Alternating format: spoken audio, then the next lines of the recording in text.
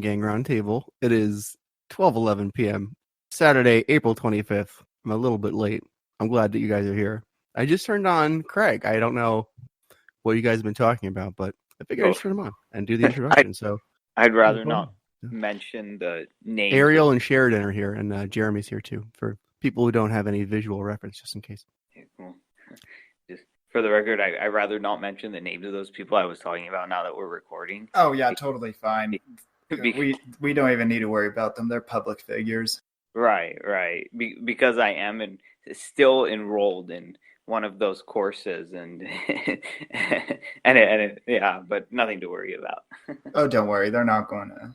I highly doubt that the circulation of our little podcast is going to actually make it through the entire YouTube ecosystem. Right. But we were just talking about like how I'm not going to mention any names, but there are a lot of like people out there who sell these online courses for like large sums of money. Yeah, like $60 to $300 for a like 20-page book. Not even a book, a pamphlet, essentially. Right. I'm sorry, there are some that are really sketchy out there. Some people do offer genuine information that is useful to people and don't sell through normal publishers.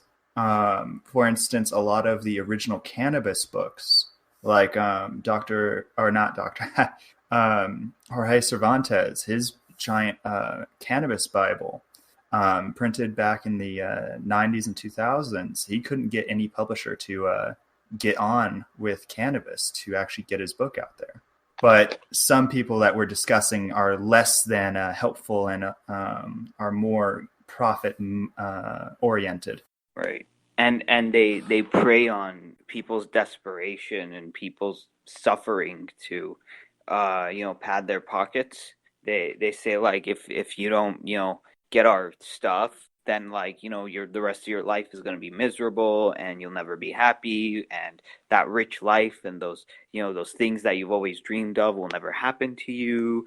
The only thing that you have to do is like go into a whole bunch of credit card debt to get our course, and then like really put your like all into it. But then when you get it, like you just fall into this rabbit hole where you really don't know what you're getting yourself into. So I think like a UBI would definitely serve to stem the tide of that predatory behavior, because people can say like, oh well, like I'm not worried, I have this thing to fall back on, and I don't. But if like it's like if you have nothing coming in and just money coming out, then you're like, oh, I better get this course and do really, really well, so like my situation will improve, and then that puts you in like a tight spot. Same thing for MLMs, and like just they really prey on the weak, because they know if somebody else can say like, oh no, sorry, I have work that I really like, or I'm doing something that I really like and I'm getting paid for it. But somebody who doesn't have that, they say, well, you don't have anything else going on for you, and you're going to run out of money soon, so you might as well take me on this offer. It's really terrible. I can't remember which economist said this in history, but it was commented that work is the refuge of the man who has nothing better to do. And I honestly do agree with that up to a point, because work is pretty fulfilling in a more human sense. It gives you a sense of accomplishment, progress, and that kind of refuge is helpful for people who just need to enhance their ambitions a little bit, who don't really have a solid direction but know kind of where they want to be. Yeah, for sure. I mean, I'm not anti-work by any stretch of the imagination. Oh no, I'm not trying to put you in that position there at all, Ariel. I'm totally against our form of work. We should have gone to a 16-hour work week at the beginning of the millennium, and we should have gone to a 4-hour work week last decade. Right. And I mean when I was involuntarily unemployed, I was really pissed off, because it's like you want to work but then like people put you in this chicken and egg bullshit where they say where you go on you go through an online application and then they're like, oh, okay, so what's your experience? It's like, excuse me, asshole, I need my first job. Oh, well then, like, apply for this unpaid internship. And even the unpaid internship, if it's something like a high industry, even an unpaid internship is now competitive to get into. It's like I'm fighting to be a slave. I don't know. What you're describing here is the social unrest Andrew Yang was trying to get across to people. We have more Right. people than available functions. And the only Right. real limitation of why we even see unemployment statistics is because of how people get access to resources to feed themselves. And a lot of that is through unpaid internships, like you say, that are now becoming competitive. Those people are still living off of the state's welfare programs or finding other more less legal means to get the resources to feed themselves. So I was so pissed off. I'm like, look, I don't care. Like when I was young and desperate, I said I don't care what job it is. I'll just take any job. Like just give me something. So then I got okay. So I did fast food, and it quickly became soul crushing because it's like, what the hell am I doing with all this education? And here it's like, are you freaking kidding me? Like this is such bullshit. Like I could have done this as like a fifth grader. No kidding. Like I could have done that as a damn. It would only take like a second grade education, for goodness sake. And it's like they make you go through that. And then like I got sometimes you get caught in these shady jobs that the stupid schooling system never warns you about, such as like one job was like, oh, like you're giving like government phones to like people in need who like need like phone service. So I'm like, oh, okay, so I love that so much because that touches on another really crucial failing that UBI solves in our welfare state. right. You were hired by the government, correct?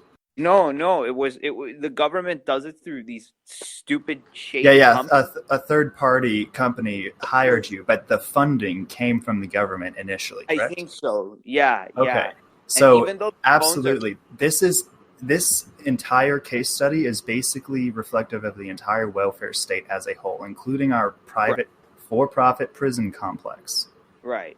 So The so all of state, I want to give a quick description for oh, our go audience who ahead. may not fully understand the general template. Our Okay. state has a public problem and they don't want to deal with it themselves by and large. That would mean legislating, hiring, and ensuring that a department is set up and fully staffed and funded. Instead, they create a legislation that allows free enterprise to fulfill that public need. And then they give federal funding or state funding, depending on what legislature passes it, to private companies that fill out forms for this money. And then we'll hire people like you to then begin deciding who is worthy of a public service and who is unworthy of a public service. And Oh, the simple fact that you have to be hired is less public service for the public. huh.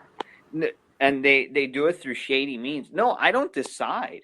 I just give it to anyone. When I was describing you, I meant the employees of the business that is getting funded by the government. I want to be Oh, very okay. distinct about this. The business and its employees are very separate entities and do have separate interests. Right. Right. So then I thought like we were going to what's the name I'm looking for? We were going to somewhere to set up like a booth or like a tent and like that. And then I they quote unquote hire me, and they said it was salary plus commission, but if you don't make enough commission, then we can't like keep you on. So I'm like, oh, okay. So like I'll give this thing a shot. So then this lady gets in my car and she tells me to drive to the most sketchy parts of town. And then I'm like, this is really weird. Like, what is going on here?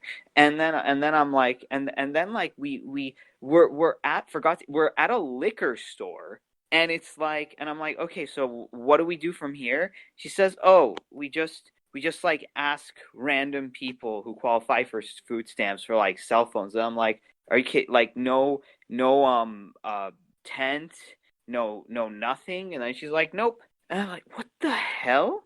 It's like she's standing in front of, I kid you not, a trash can, and with like something on it, and she's like talking to random people like, yo, you want cell phone. I'm like, what the hell is this?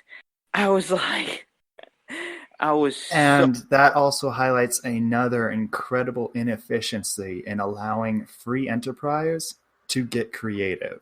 You right. get incredibly, I really hate to say this, but uncredentialed situations that customers are put in. For Right. example, you don't want people going onto the street to a drug dealer's house to buy cannabis for medical states.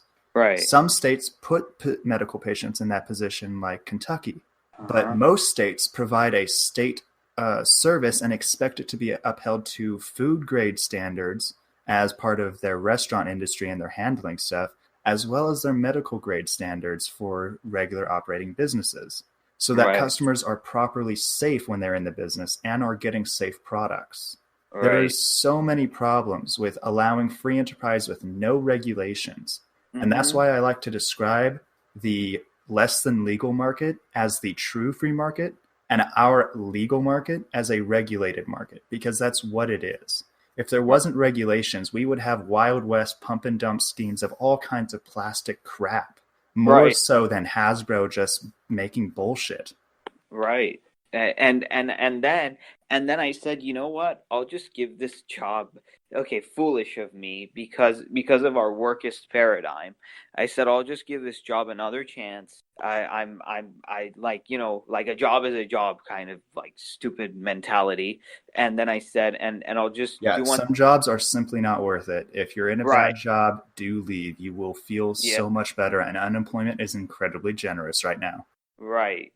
And then all of a sudden, like the next day, and then all of a sudden I found out that this sleazy ass manager made the girl that I was driving with, she came with her kids. Like and then like it was like half I had to do babysitting and then drop them at home, and then I'm like, can't this guy get sued for this or something like that? I'm like, he really, Well, so that's where the interesting legality is, Ariel. I'm just starting. Don't you worry, you didn't miss anything. without at least a week, you actually owe him money. But I said I never signed any contract. I never signed anything. She's like, "Oh, you did it?" And I'm like, "No." And so all of it was so weird. Then I dropped her, and then I got the hell out of there, and I never ever looked back. It was Yeah, like, don't and look and then back. I appreciated more the area I lived in and the things I had in life after that experience. It was like like a job that was like a traumatic situation for me. Then I go online and I find out there are like so many people exploited into these jobs. There was like a documentary called The Slave Circle, and like all these shady third party companies exist, and they do all sorts of terrible things with their salesmen. And there was like an Australian company that honestly made their salesmen shove cigarettes up their butts if they didn't like fit certain quotas, and like and they get all these like desperate people, make So, them into salespeople. Ariel, And like if what I may, goes on in these like these rooms and stuff like that where they hound the salespeople, it's like a freaking cult of like it's fraternity.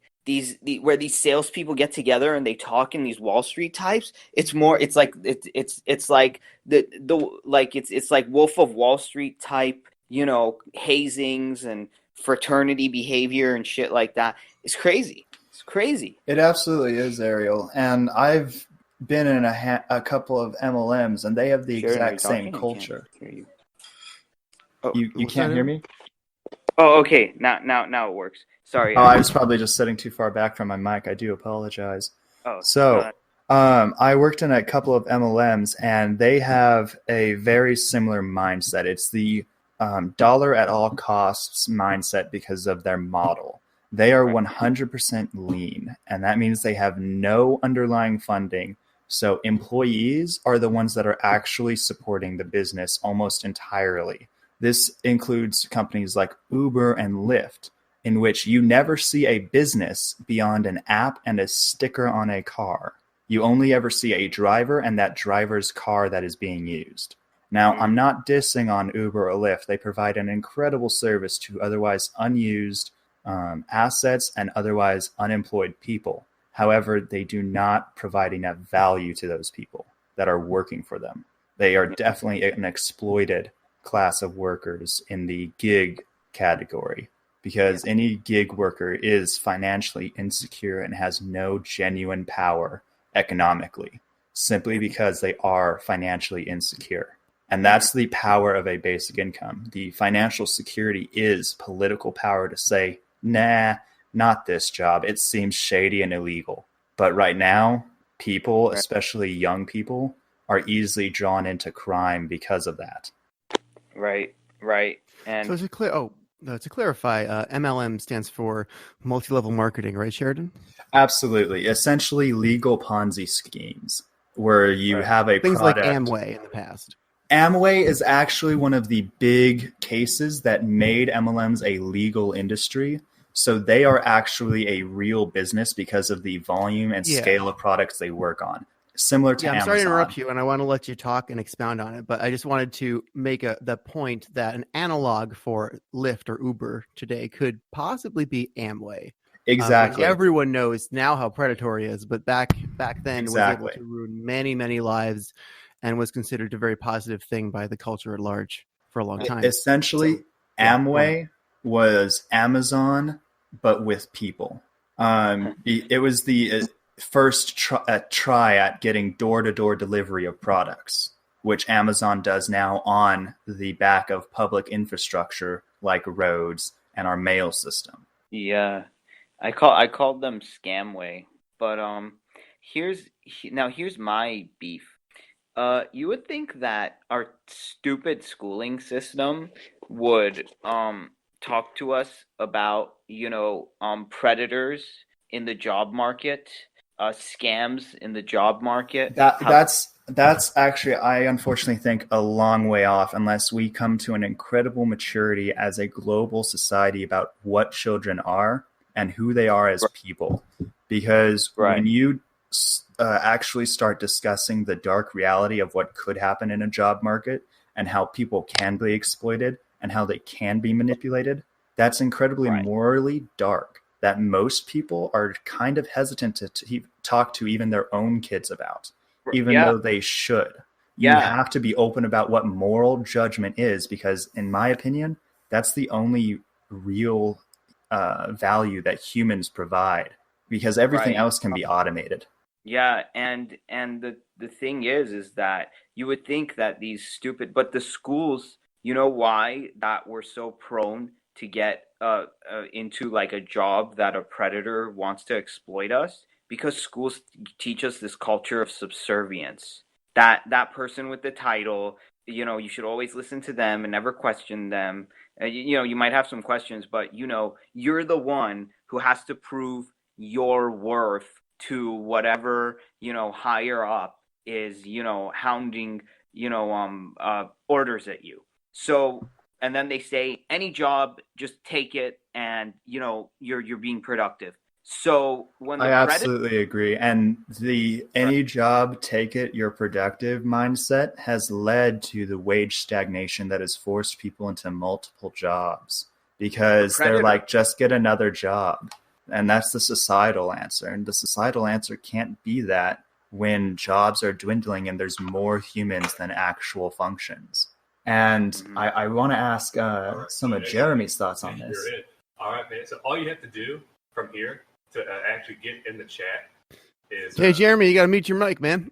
Oh, sorry, guys. No problem, buddy. It's all right. I'll continue to expound on MLMs as Sheo would like. Multi-level marketings like Amway, I was mentioning, are kind of the prototype Amazon.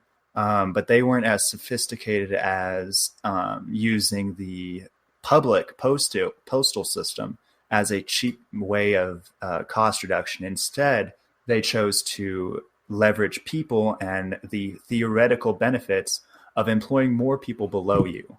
And that essence of employing more people below you is what a MLM is. Mute yourself. That'll be at the bottom there. Sorry, Fred the Felon has arrived unexpectedly. Hello, welcome. It's nice to have you here, Fred. I'm Shale. This is, this is all of our show. I hate to take like a boss type role. I consider myself first among equals, but I'm the producer of this show. It's nice to have you. I didn't expect you until later, but it's good to meet you. We're here talking about basic income. We do this a few times a week, and this is the open discussion portion of the show. So just you can say whatever you like. Hello. I don't know. I guess Jeremy's getting you set up technically. Yeah. Okay. Jeremy, I'm on with Jeremy. Jeremy, I'll hang up with you actually. You cut out there. Yeah. Just so you know, we are streaming live on Twitch right now, which is fine. Okay, cool. I want you to be aware. I'm also getting some feedback off Fred there. Oh, some, wait, some I think... lewd yeah. feedback. Okay. We'll fix that. Fred, let's see. I'm gonna mute you for the moment. Should I mute you, Fred? Should I mute Fred while we work on his technical problems? Are you good, Fred? No, I'm not on the phone anymore. Okay, good, cool, great. Then I won't. I guess. Yeah. Can you hear me? Yes, you're well. Then great. Sheridan, please continue what you were saying. Sorry for the interruptions. Fred, now welcome to the discussion. You can jump in at any time. So yeah, MLMs, the essence of them is you employ more people below you, and they actually spend their money on the subscription or the initial inventory or whatever it is, because the old saying of you have to have money to make money is very convincing to desperate people. But that's actually the main cash flow for the entire infrastructure. And you multiply that on millions of people decentralized, it adds up really quick.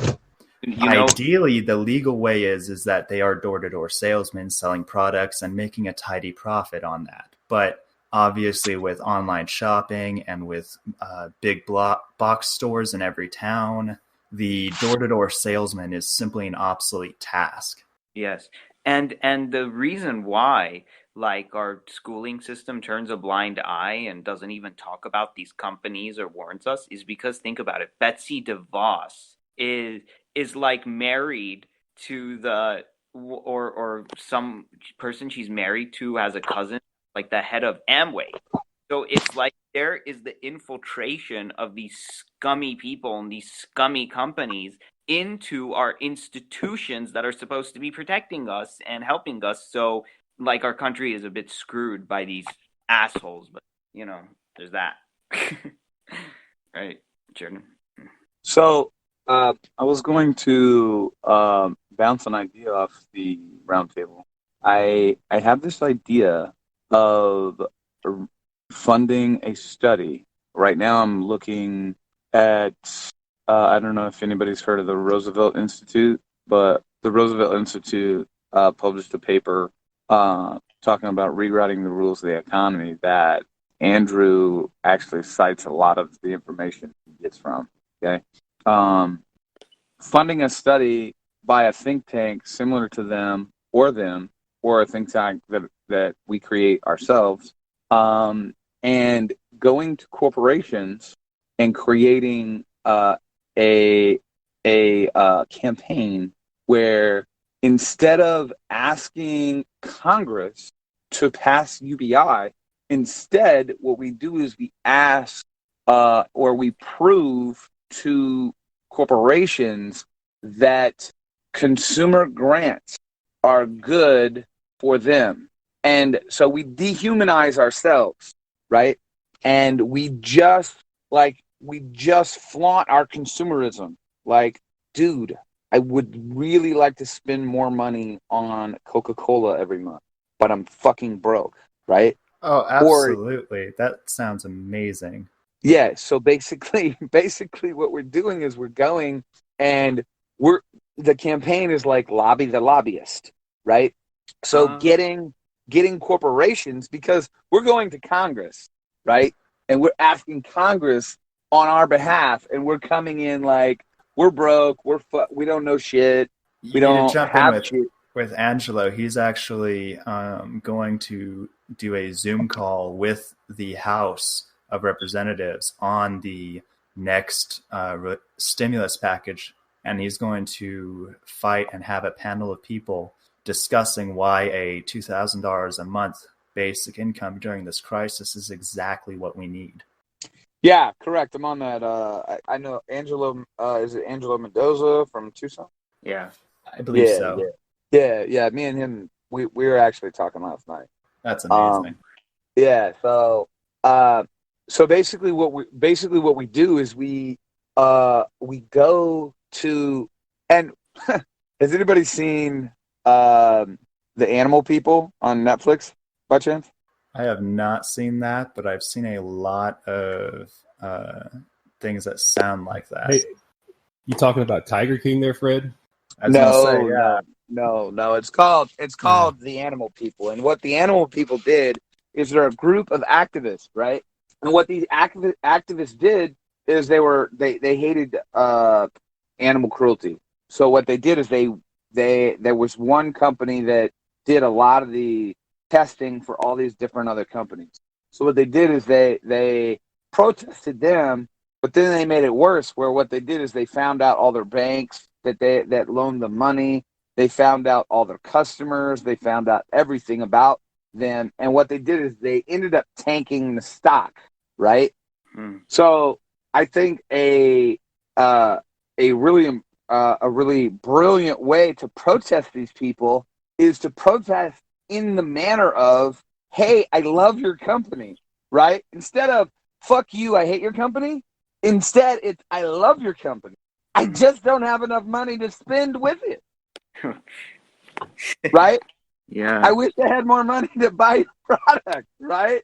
Right. Your product's too expensive. Why don't you automate, right, and make your product cheaper? That's actually a very important point that I hope we can hammer home in our legislature in the next 5 years, is that our economy as a whole needs to do another major adjustment on top of a basic income, is to change to a deflationary economy, because our technology, our ability to produce things is exponentially growing, and we are expecting things to get cheaper. We should match our economy to it, especially since we aren't accounting population growth anymore in inflation. Right. We're using population growth as a basic income to supply more money to individuals. But as cheap as you get, if you don't have a source of income, zero can't buy you anything, even if it's 2 cents. Yeah, exactly. So the thing is instead of calling it UBI, we're calling it like consumer grants, right? And branding, right? So you need to provide with that, because the rebranding, there is a wonderful microcosm of what happened in the 70s with the rebranding that Democrats tried to do to regain what they had on the table only a few years back with new Republicans in their current place. They tried to do the UBI, but it kept getting shot down, and they just went welfare state expansions.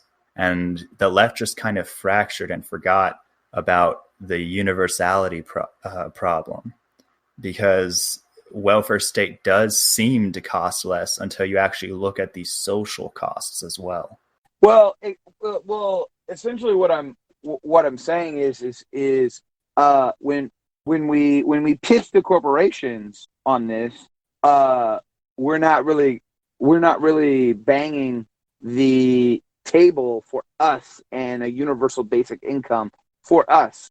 I totally get the brutal pledge to let's buy some stocks and all get rich proposal, but you need to show the math as well. With everyone being rich, it really is easier for everyone to get more rich. Well, correct, but basically what and I'm not saying that we're going to buy the stock, right? I'm saying we're going to buy the product, right? But what I'm saying is that your stock prices are going to plummet as a result of people not having enough money to purchase your product, said board, right? So so what the government has been doing a lot is they have these government subsidies, which is basically welfare for corporations. Instead of giving that money to those corporations, give it to their consumer base, because it's going to end up in the corporation's hands anyway. And instead of going with UBI with this idea that woe is me, poor people, it's going to change working families. There's all these different people it's going to affect, right? Instead, you come at it from the angle of the basic survival of corporations is dependent on the UBI or these corporate grant, right? For consumers, because the reality is we are going to be automating, and robots make better employees than humans. You did mention something that I think moderates would really latch onto, which would seem like incremental change, but actually isn't. You were mentioning how shifting the grants, for example, if we literally took fossil fuel grants and started paying those grants out as a small, very small freedom dividend to everyone, instead of paying it to corporations. I think that is a message you could really round up in and then lead to a generous basic income that would be really changing. What do you mean by that? Go ahead. So, highlighted especially in Andrew Yang's book, The War on Normal People, is the fossil fuel grants. He's definitely a fighter for the environment. He would definitely dislikes climate change from fossil fuel companies being egregious in not picking up carbon limiting technologies. And they actually get around this by having incredible lobbying to the point that they get paid for getting oil as part of national security subsidies. So if we shift those subsidies, like you're mentioning, if we actually take those subsidies from the fossil fuel companies, that is something you could sell to moderate Democrats, and it would seem like a small change, but it would be the literal foothold to get the idea of universality cash payments in their minds. And it's just breadcrumbs to a basic income from there. Yeah, and we could also go and say, much like what we do with democracy dollars, where democracy dollars would wash out corporate lobbyist money 8-1, because like there was a guy who sold newspapers. There was a newspaper company that had their price, I think, was 6 cents when everybody else was like 10 cents, right? And this guy made a killing because he sold more volume, right? So if we can convince these companies that the volume is in the 360 million people, and basically if you just get $1 from every person, your company is going to be huge. You know what I mean? The revenue is going to be awesome, right? I completely agree with the multiplicity argument, but the issue is that moderate Democrats, especially more establishment moderate Democrats who you'll be talking to, aren't going to latch on to universality because they have such ingrained hate for right-wing people. And they're also just trying to be Americans, even if they're far right and a little deluded. They're trying their best. But we don't have to worry about moderate Democrats or Republicans if we cater to the corporations. So my ultimate point is, if we're going to Congress and banging the table, whether it be left or right, do this, do that, right? Their interest is the wealthy and the well-connected. So if we can convince somehow the wealthy and well-connected corporations being that that instead of hanging help wanted signs everywhere, we need to start hanging consumers wanted signs everywhere, because there's not going to be help wanted signs everywhere, because that help wanted sign is going to be taken by a robot, right? And that robot I cannot completely agree. That robot it's physically impossible for that robot to spend money And with I that completely corporation. agree, Fred. But both of us are looking 10, 20 years from now when that change is really going to actually be sunk into our society. Corporations are looking 3 months from now, 6 months from now, at the most. Well, I think, right now, I think we can, I think with this coronavirus situation, with revenues and especially with corporate retail, they are tanking. I mean, look at all the people that have filed for bankruptcy right now, or on the verge of. I completely agree. There was a lawyer commenting that their profession is so ghoulish because even when recessions happens, at least they get the bankruptcies. Yeah, perhaps. But I mean, they also have a duty to maintain a valuable stock price. And the only way to do that is to get people in the doors. So, I mean, when this is all over, hopefully soon, we're going to have some kind of legislation passed. We're providing direct cash payments. Let me try it this way, because I'm trying to provide you an argument for when you discuss this with Congress, and it might be found in how Yang says the money is there. For example, the federal funding to fossil fuel companies as part of the national national security subsidies I was mentioning, instead of saying that we should change that when you get asked, how are you going to pay for it? Say that we simply change priorities in our national security away from oil, away from fossil fuels, and to people. We invest directly into people using the money that we're already spending. I think that's what I'm trying to get across. Yeah, the one thing that we got to do is take the work. Yes, I agree. But one of the things that we're doing is we're dehumanizing people. That's what we want. That's what my message I want to get across, right? Is I want to dehumanize. What? I want to dehumanize people, right? And cater to their corporate greed, where we're not investing in people, we're investing in consumers, right? Absolutely. And that's probably a perfect way to end it, is we're not investing in oil anymore. We're investing in consumers, because oil's a very scary political topic right now for our government, especially our government that has incredibly expensive labor to get that oil. Yeah. You're incredibly intelligent, by the way. Oh, thank you. That's a huge compliment coming from you. If you can't beat them, join them. So, but exactly, join them for our own ends, you know. Yeah, exactly. Basically, we have to close them on the idea of why,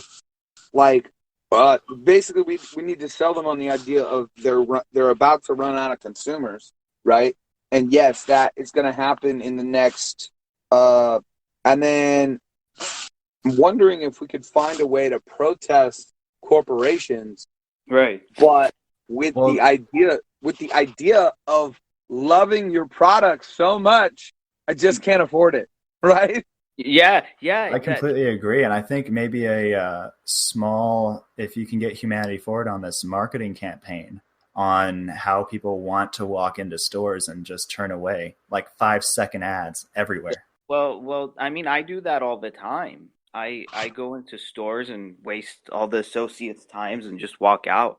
You know, I wouldn't do that if I had more. And it's very bothersome to, you know, when I was working at a Best Buy, I would always try to push people on the credit card and push people to buy more, and then management always gets pissed off. It's like, oh, did this customer buy that thing or this thing? So I said, hey, all the time I was working at a Best Buy, people would have bought more video games, especially fun things, not things you need for survival, just things you want for fun and just to enjoy. It'll be a boon to those people. Because that's the ones we should be protesting, the ones who sell things that are luxuries and not necessities. They're going to be hurt the most by people not having a UBI. Yeah, and so we protest basically, I thought about this, like going on Twitter, logging on Twitter, and saying, "Man, I wish I had more money to spend on Apple products. Man, I wish I had more money to spend on Coca-Cola." Right? When you do it, use the 3 or 4 letter actual stock symbol with a $sign, and you can actually tag the stock in Twitter's database. And algorithms do read that shit. I mean, not every human reads every tweet, but every algorithm, especially for financial stocks, do read every tweet. I got one. I wish I could afford this annual fee for this credit card that I always wanted. I like that. Yeah. So that's what I'm working on. Like, I spent all last night, like, just jamming on this. Like, okay, I need to, like, because basically, I mean, if I'm being honest with you, I have really kind of not, I haven't really been in the whole, hold on one second. I haven't been on my game because I'm just kind of waiting on Humanity Forward, see what they're doing, just like, well, I don't really know where my place is, right? And then all of a sudden it hit me, right, that they don't care about us. They're never going to care about us. They only care about themselves. And it's almost... Are you talking about Humanity Forward or the Democratic and political establishment? All of Congress on both sides, they're both the same. The establishment, you got it. Thank you. Yeah, whether it's the establishment or the progressives don't care about us either, right? The progressives, what they want. Everyone who's in right now is established. Don't you worry. No, that's fine. What I'm saying is the progressives don't care about us either, right? Because it's what they care about is clamoring, right? They don't want solutions, right? They want outrage. They want outrage and wins, right? Which they can't get, right? And yep, the progressive left is actually more dangerous right now than the establishment liberal. And here's my thinking behind this, right? Because Donald Trump is in office, right? Because what we need is a candidate that understands how to rewrite the rules of the economy to work for corporations, right? Not us, but corporations, right? So those corporations will lobby for their consumers, which happens to be us. But I want to dehumanize us and just turn us into fucking consumers, right? We're all Karens, basically, right? So basically, I love it. Yeah, basically, yeah, exactly. So basically, if we look at this and we think about it logically, the reason I think the progressive left is more dangerous is the Bidens and the Obamas and the the Hillarys, when they win, right? The progressive left is not going to vote for them, right? Now, on the way to the nomination, there's a lot of classic liberals, the political establishment on the Dem side, they're going to say never Bernie, never Bernie, never Bernie, right? Or never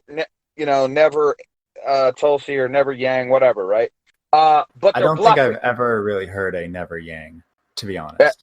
Well, yeah, there probably is a never Yang, but they are bluffing, because if Yang or Tulsi or Bernie or Steyer or Marianne would have won, I can guarantee you the Democrat establishment would vote for Bernie over Trump.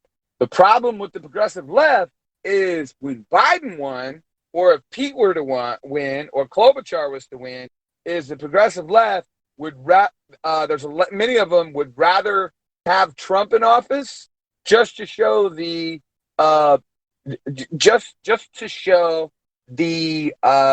establishment that their vote matters. I absolutely agree with part of what you said. If it was Bernie and Trump, Bernie would win hands down, because most Americans want change. Or if you look at the voting populations, especially of caucus states like Iowa, you'll see a lot more elderly, moderate voters.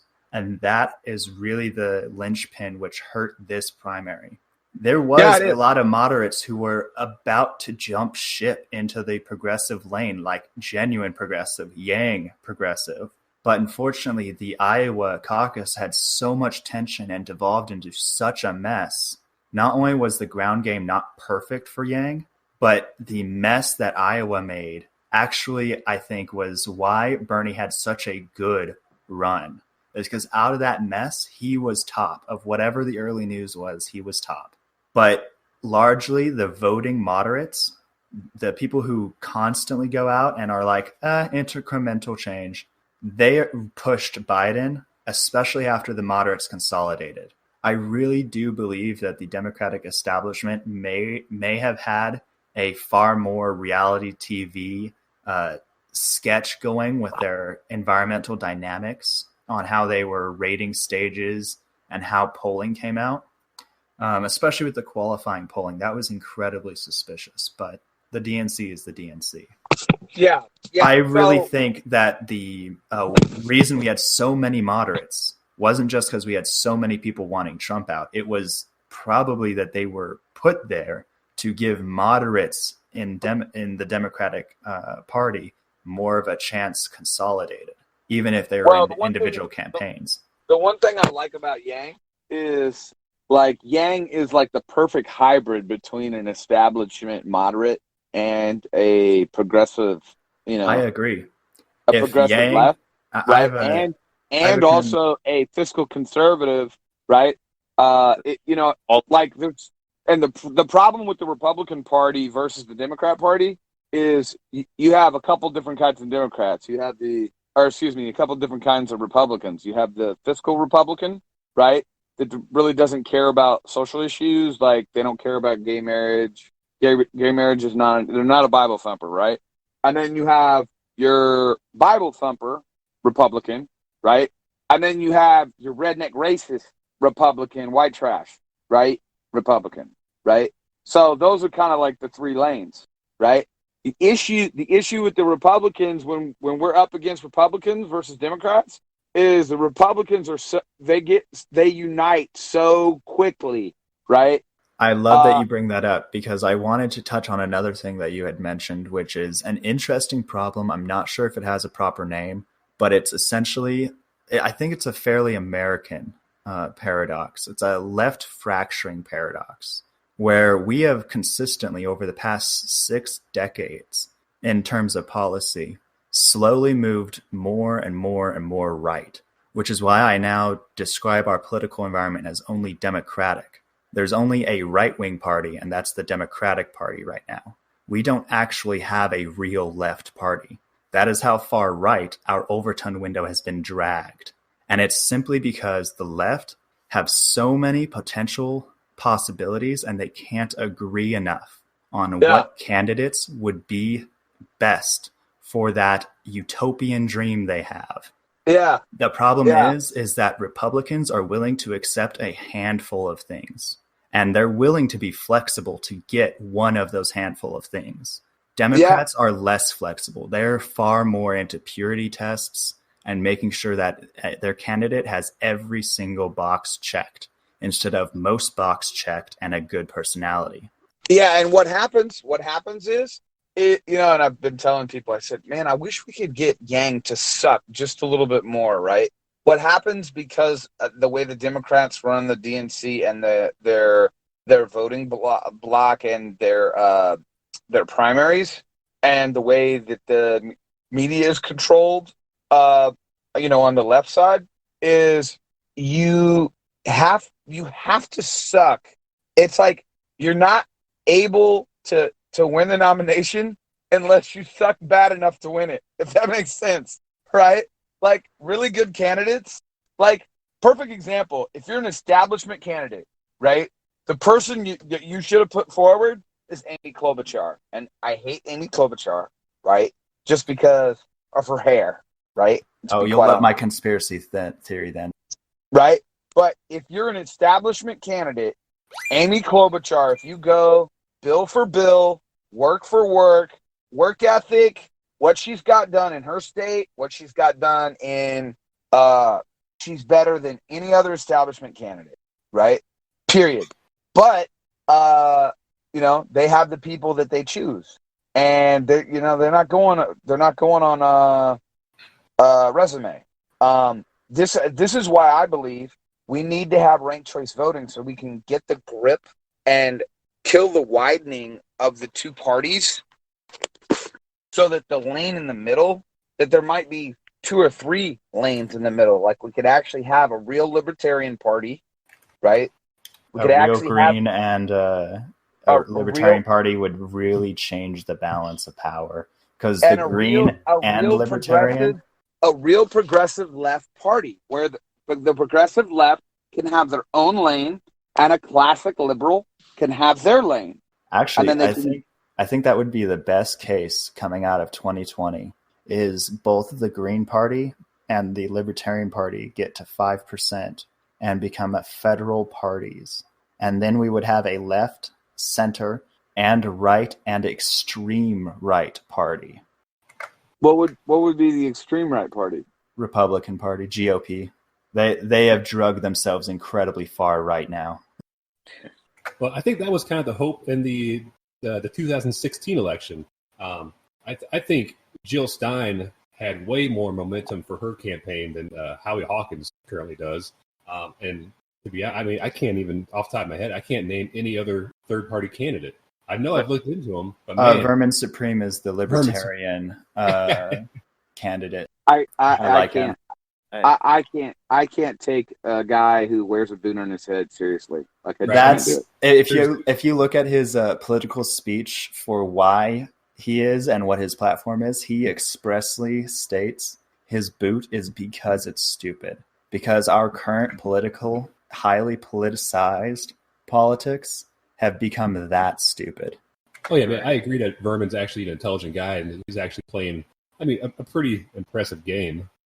Just making a mockery of the whole election cycle. But I don't think that a dude with a boot in his head is going to be able to draw 5% of the American vote. I just don't. Yeah, see it. I can't take it seriously. Just for me, right? Like, it's okay. You don't have to wear a tie.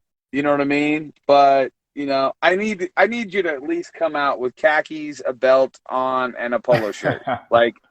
You know what I mean? Your shoes don't have to shine, but and I need you to shower once or twice a week. You know what I mean?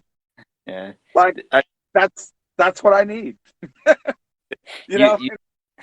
So I think Fred, you'd enjoy my conspiracy theory about the Iowa caucus.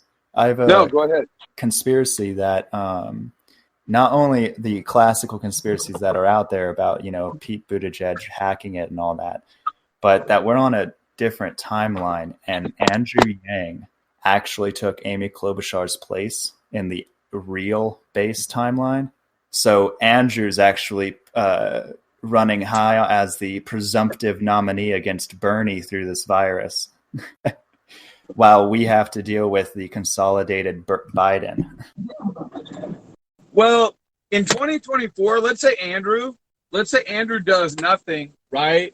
And, he doesn't get a cabinet position, right? He doesn't run for mayor, and he continues to work with Humanity Forward and just do his thing, right? So one of the biggest things, I don't know how many of you ended up in Iowa or were going to caucus, or was anybody going to caucus? Oh, No. Unfortunately, my state still hasn't had its primary. Okay. So if you're trying to pitch Andrew to somebody at a caucus, the biggest thing that I like his ideas, but he doesn't have any experience, and we saw what we got with no experience in Trump, right? Yeah, that's always such a lame excuse. It is it's a valid excuse, but it won't be a valid excuse in 2024. Even if he hasn't taken a government position, because to overcome that objection, we'll be able to say, well, experience and temperance and decision-making process are not the same, right? and you don't necessarily need one to have the other. But if experience is such a big component in the decision-making process or the qualification to become the president or a Congress or what have you, why are all the people, when the shit hits the fan with coronavirus, calling on my guy for how to overcome the coronavirus? Why is the Trump administration going to Andrew Yang? Why is multiple people in Congress going to Andrew Yang about his universal basic income plan or other plans that he has? If experience is so important, he should be a non-issue. Like nobody should be going to him. So, Fred, I completely agree with you. However, I think I completely agree with you, but I think you're not looking optimistically enough. I think since after his CNN hire and after Hillary has endorsed and paid significant money to Humanity Forward, he already has the credibility and experience necessary for more moderate voters to actually take him seriously. I agree. If he hadn't had so much establishment obstacles to the idea of a basic income, he would definitely be in the nomination right now. Yeah. Dude, I think what really killed... You cut out there. I think we lost Fred. Oh, I think we lost him, guys. Yeah. Winning the nomination, period. Okay, he's back. There we go. Expand upon the pushing corporations idea. I think if we can be like the most aggressive Karens for UBI that we could possibly be and just head in that direction, maybe we'll see a change. I'm all for pushing the corporations idea, but right now, during a pandemic, when we have multiple stimulus packages coming through, and we're about to have a panel of people talk to Congress, the most important entity right now to convince is the government. They have a duty to not let citizens die. It's a self-evident duty written in the first paragraph of the Constitution. Oh yeah, So I'm all for pushing corporations, but they're looking after this coronavirus. They're looking to banks and debt institutions for their quick cash after this. Yeah, the corporation thing that I'm cooking up is a long term. It's going to be a long, hard fought battle that's going to require tons of research. I've got some people that I'm meeting with from the Obama office. Right, I'm gonna be getting with the Clinton Foundation. I'm gonna be, I've already basically I'm gonna try to talk to the. Yeah, that's good. Because I think where the progressives and the whole Bernie camp went wrong is to just make everything established. Follow up. It's all about follow up. I think that what the Bernie camp got wrong was to make the establishment like their mortal enemy and like have this idea of like never capitulating, never working with them. It was like scorched earth policy. Like the Bernie camp politically scorched earth. That's everything was politically scorched earth. We will not have that scorched earth attitude going forward, like my way or the highway with everything. Because that really brought them down bad. Yeah, I mean, I was in the campaign for we have a chat for the 2K USA, hashtag Congress Task UBI, right? And in the chat, there was somebody in there, I think her name's Maria, right? I'm not a fan, right? And I could care less if any of you told her that, but she came in with the guillotine conversation, right? Like eat the rich, guillotine the rich, and all that is the Bernie camp bullshit, right? And it's rooted in jealousy, and everybody here in this chat knows that if I could wave a magic wand and make every single one of you fellas rich, there's not a single hand that wouldn't go up, right? So a lot of that is just rooted in jealousy and that scorched earth. That's counterproductive. That scorched earth attitude that the Bernie Bros have. People your biggest asset is your ability to influence, right? And you can't have influence if you're on opposite sides of the table.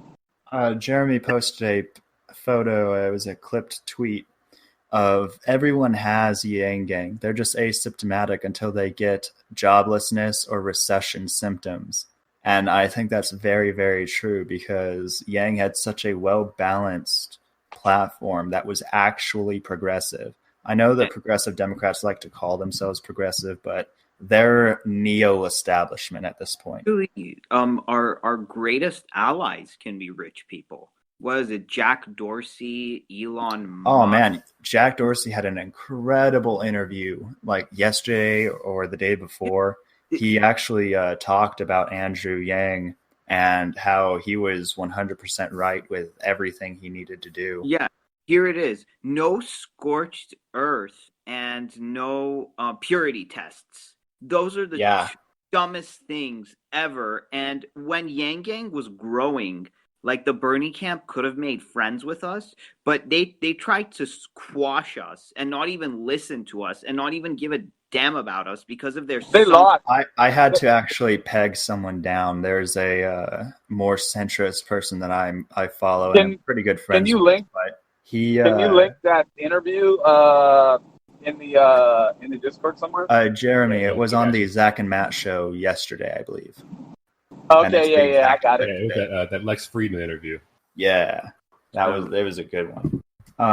But sunk cost fallacy. I just want to say that because of 2016, and they just rode the sunk cost fallacy all the way to their tomb. Absolutely, there really is a sunk cost fallacy that you have to avoid with that, and amazingly, Yang didn't have it at all. So he was like perfect for everything. It's just the establishment didn't want to start divvying money out because that would actually hurt the core of the Democratic Party. They do specifically work for disadvantaged people, for working families, right? Not for everyone, especially for rich people. And a UBI forces you to admit everyone can be rich, or some will be rich, and a lot will be poor. Those are the only two systems. And they didn't even take the time to listen, or I mean, and the progressive wing didn't even want to take us seriously. They attacked us right out of the gate. That's the part that pisses me off the most. It's like, hey, at least hear us out. No, like whatever exists and it's outside of our philosophy, even though you may agree with us on some things, we have purity tests and we have scorched earth and we'll never. It's stupid. Thank you for reminding me of what I was leading off of you with the tweet I had to respond to.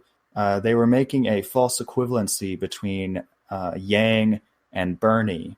How Bernie endorsed Biden, and it was something along the lines of how he's not a sellout and he's connecting campaigns. And I wanted to reply. I did reply that this isn't equivalent at all to what Yang had to deal with and what his endorsement was like. Well, Yang obviously had done the math in his head. I mean, Biden was the eventual nominee. Right. Anyway, yeah. So, he 100% did the math. I've called into and I encourage lots of people to do this. Right. I've called into the Tim Black show. Right. Call in on every Tuesday and Friday. Right. And so what I did is I went back and I looked at the comments, the live chat comments. People were like, "Oh man, this caller is great. I love him." Yada yada. And then I started to mention Andrew. Right. I said Andrew's my pick for 2024. But basically, I said the establishment, the progressive wing of the party went about this all wrong, right? What they did is, and Andrew did too. Andrew led with UBI, right? And Tully led with foreign policy, and Steyer led with climate change. The problem is we needed somebody to lead with democracy reform because we can't get anything done until we solve that one problem. And I really love this argument because I have it a lot with more of the Elizabeth Warren crowd because they are very policy oriented. And I described to them our capitalistic democracy in detail with lobbying and how there are citizen lobbyist groups like the ethical lobbyists, where citizens can actually pay for specific issues to be taken care of, but citizens don't have money at all. A basic income cuts through the red tape and gives them money to do whatever, including politics. I agree democracy dollars is important, but not as important as money, period. Well, the crux of what I was saying is that I agreed with, in terms of Warren, I really agreed with Warren in her general ideas, but I didn't agree with the language and the policies, and I didn't agree with her as a person. She always talked about defending America against the wealthy and well-connected, right? But she didn't form that into policy, like the democracy dollars, like ending Citizens United and ranked choice voting. I completely agree. In fact, if she would have done that, she probably still wouldn't have got my vote because she's inauthentic, right? There's a YouTuber that I'm a patron of on Patreon, Economics Explained, and he actually was going to release a full series of political videos detailing the economic platform of every candidate. He only got around to Yang, Trump, and Bernie, in that order. He was going to do Elizabeth Warren because she focused on economic corruption. But unfortunately, because of how the race turned out, he never actually got around to publishing that.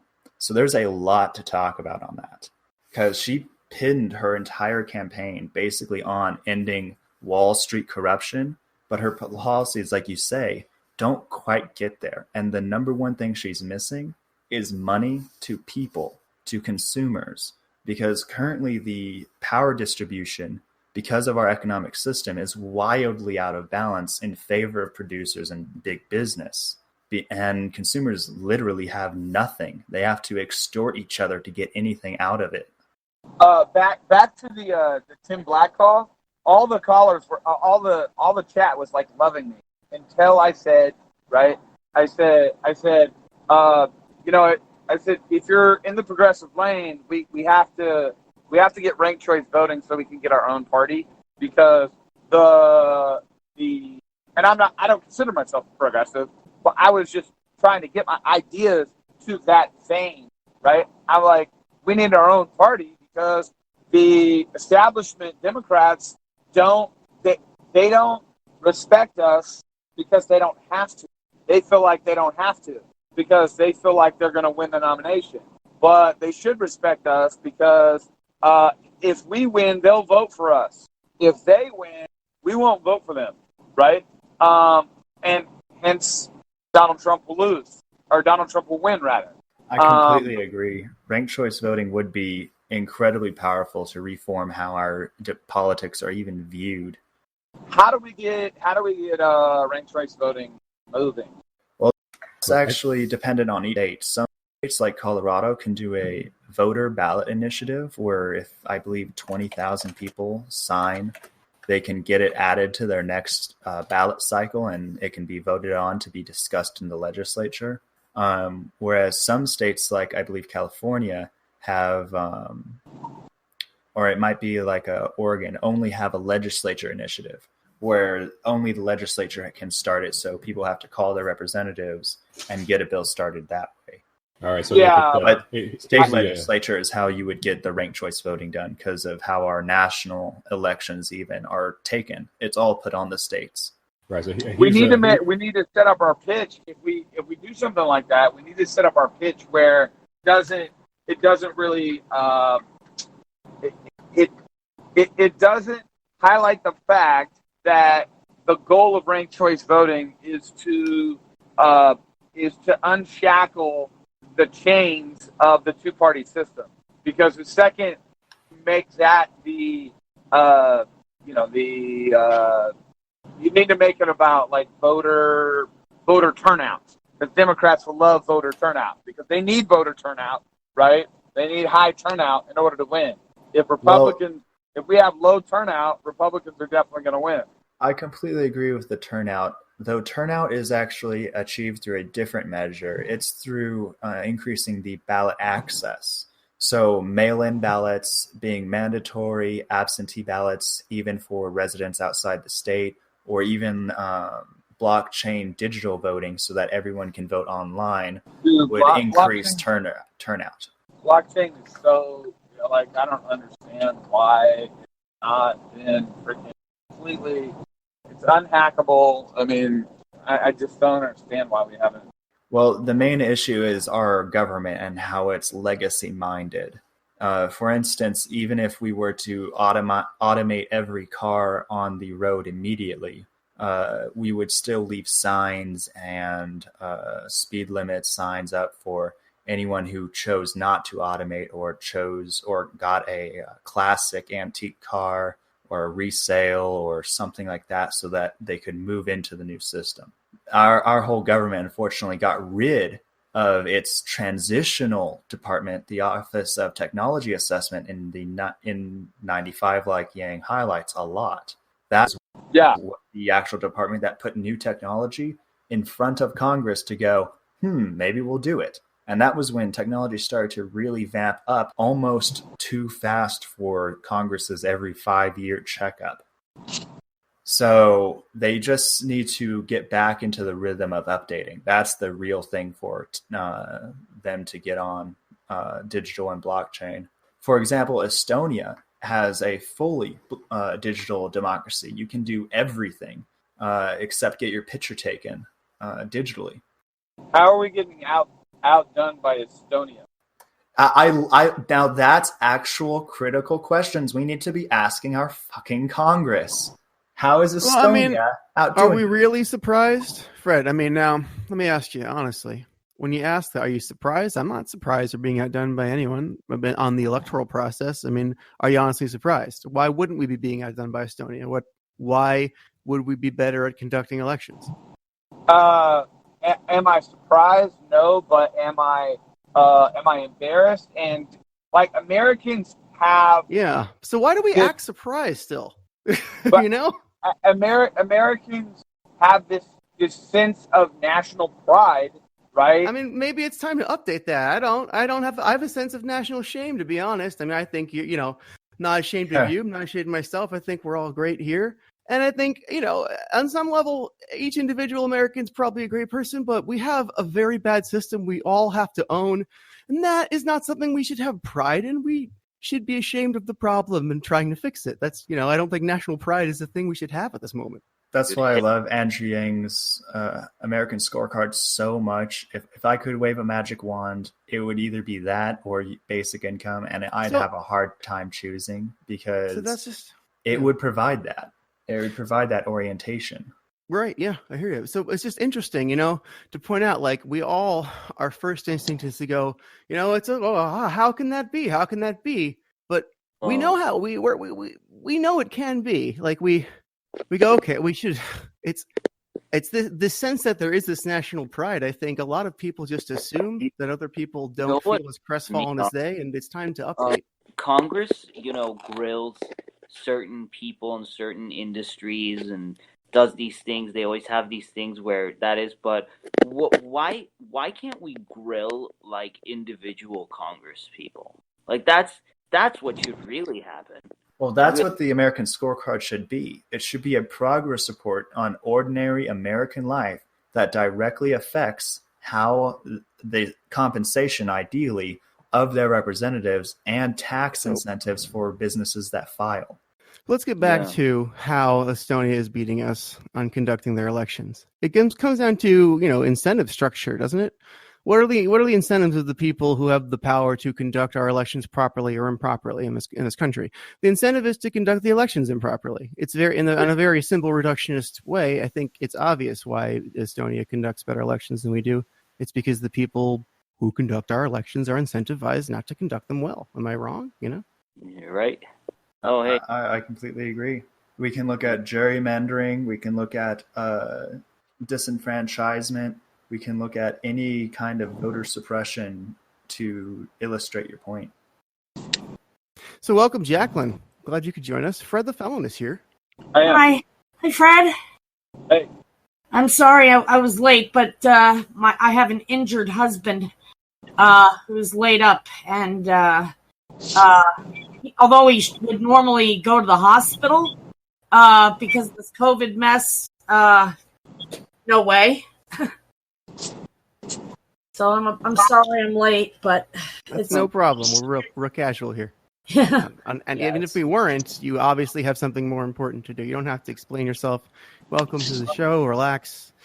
If you have something to talk about, feel free to interject whenever. Okay. Thank you, Shale. I'm sorry. I'm usually not late without a very good reason for anything. Well, I lied. I was late for my own wedding. I hope he's doing okay. Like, it's not too serious. Well, his knee is swelled up really bad. My husband's a lot older than me. I turned 53 this coming month, and my husband is 77.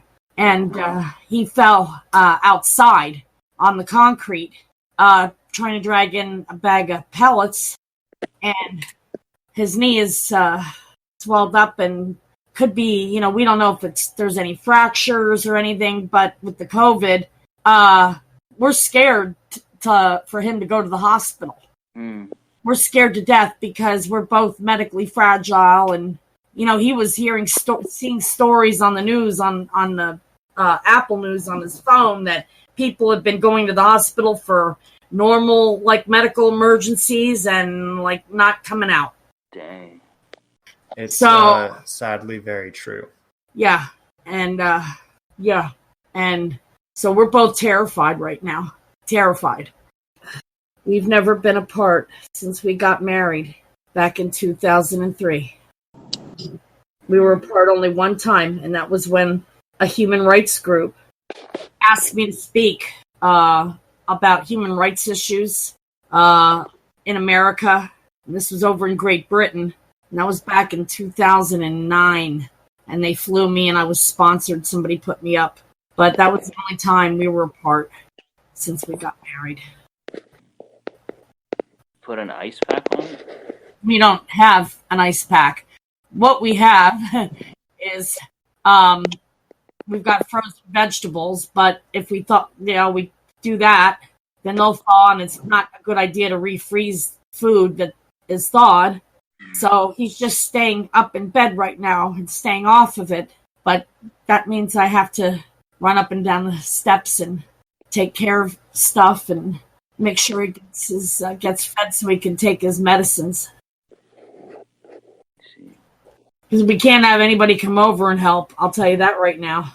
Well, if it gets any more serious, definitely call your state's Department of Health. They are in touch with all the hospitals right now to monitor capacity and what's going on. So you'll get more information from them. Well, hopefully it won't get that bad, and he'll be okay in a few days. I'm just hoping. He's not in agony. Oh, that's good. Only if he tries to walk. If he tries to get up and walk. His knee is swelled up really bad. And the thing that's weird is right before that happened, I had a slip and fall inside the house.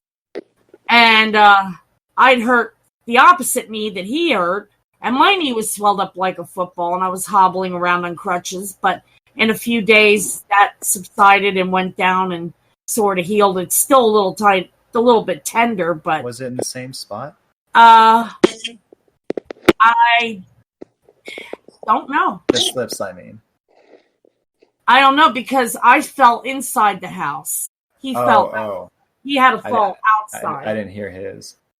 Yeah, no, he had to fall outside, and he fell on concrete. And on the concrete steps. And the back steps. Well, glad to have you here now. All right, yeah. So before you jumped in here, Jacqueline, electoral politics and how they've implemented a digital democracy in Estonia. In where? Estonia. Turns out you can vote online and do all kinds of awesome shit over the internet over there. Yeah, you only have to turn in a handful of physical documents into their government departments and take photos at their government departments. Everything else, registration, renewals, voting, everything that you do with the government is online. Unemployment benefits, everything. And they do it in an app. Right. I think when it comes to like convenience, we should measure our government through that too. Because it's like no matter how much of our time bureaucrats and bureaucracies waste of our precious time, we never get compensated for that. Like we never get help for that. It's like they can waste as much as our time as they damn well please, and it's okay. It's like I just googled Estonia. I had to check that out. Apparently, it's near Russia and Finland. It's in the Gulf of Finland. I believe they're part of the Eurozone and part of the EU, I believe. So Fred, on Twitter, I think it was yesterday or maybe 2 days ago, you had posted that you were part of a pilot program to automate some of your guys' dispatchers. Would you mind shedding some light on that and what's going on with that program? Yeah, I'm having a hard time hearing you. I know you said something about the post that I put about I'm going to be helping automate away all the dispatchers from the company that I get my contracts from. Is that correct? Is that what I heard? Yes, correct. Yeah, so I don't know it's going to happen in 2 or 3 weeks. I don't know the exact, all the different amounts of that. But yeah, I'm excited to automate those people away, to be quite honest. Could I ask, do you by chance know the size of the dispatch department? How many employees, how many jobs you'll be hoping? Maybe 5 to 7. And will you become the new dispatcher, or will it be fully automated with 0 people managing it or maintaining it? I don't know the particulars, but I will update people as. Basically, it's just going to pull. I think what they're going to do, you know how like they have automated systems for the Wall Street, or for Wall Street, where you can just attach a buying percentage and selling percentage for at whatever companies. Wow, this isn't like a simple automation. This is actual algorithms replacing college level workers. It's like high frequency trading. Well, it's an algorithm that's similar to the algorithm that they use there's software that Wall Street people are using now that goes in and looks at the market and then makes your purchases and then your sales for you, right? And so basically what it does is it's going to go in, look at the DAT board based off your location, and then it's going to make a bid based off of what you probably say, okay, I don't want to take anything less than $1.80 a mile, and all the way up to $3 a mile, whatever. And your company is like a mid-size, or is it a small business? 50, 60 trucks. So more of a mid-sized business? Yeah, small. And we all know that trucking is an incredibly common enterprise. This is a massive change that is being pushed by the COVID crisis, correct? Well, yeah. The thing is like right now, like Monday I didn't work, Tuesday I ran, Wednesday I didn't run, and then Thursday I did, and then Friday, I'm taking my Friday load down to Monday. So 2 days this week I didn't even work because there was no loads available. Or if there were loads available, they were just enough to pay me, and then the fuel, but not really have any profit for the company. I'm an independent contractor, so they don't want to get contracts that only pay me and not the company. So they'll just sit the truck.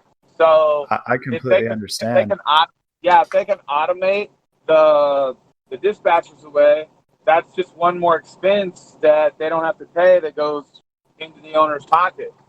You know? I completely agree, but I love that this is like really happening, and it's going to multiply on scale. You can assume that most trucking companies have or will pick up this automation as well, correct?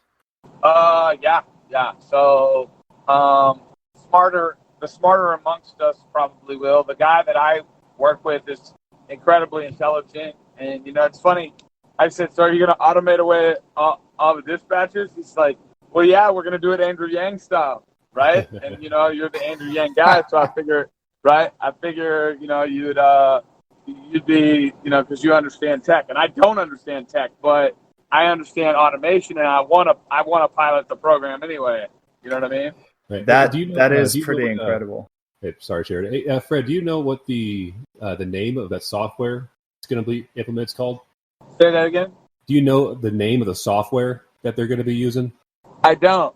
I actually text the owner this morning. I was like, "Hey, what's the name of this company?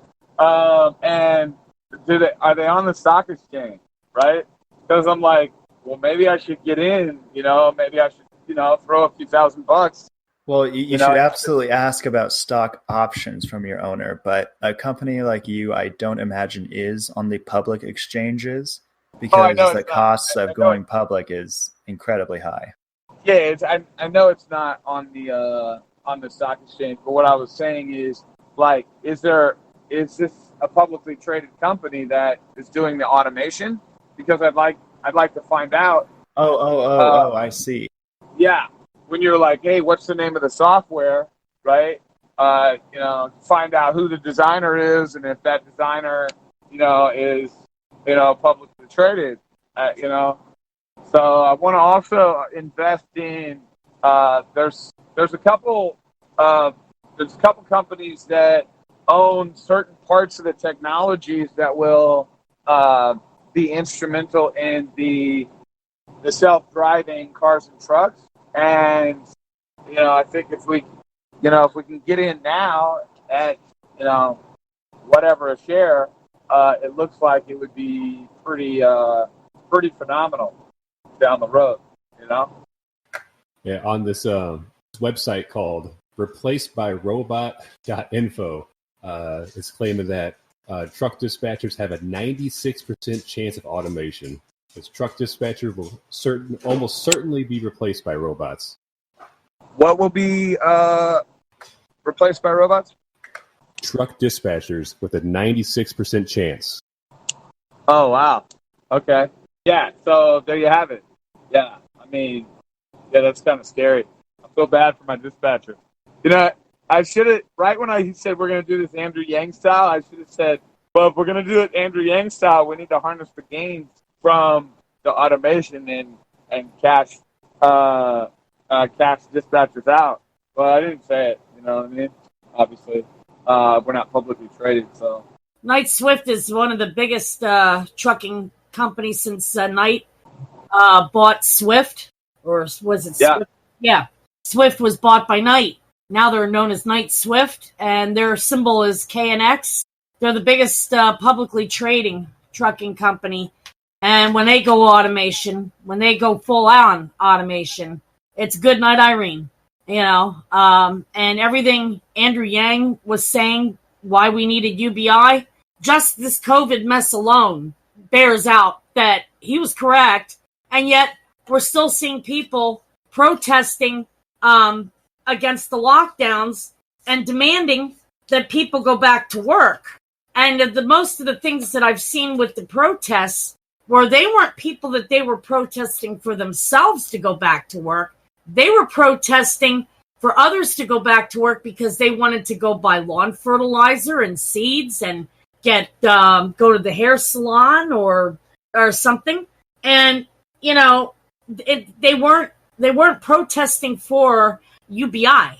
But people who are upset about the lockdown because they've lost income, that's who you see demanding UBI. Yeah, absolutely. So- The protests that we've been seeing are absolutely more business owners who have been shut down, as well as some more astroturfed actors who need some cash during these desperate times. So we were discussing actually starting an initiative.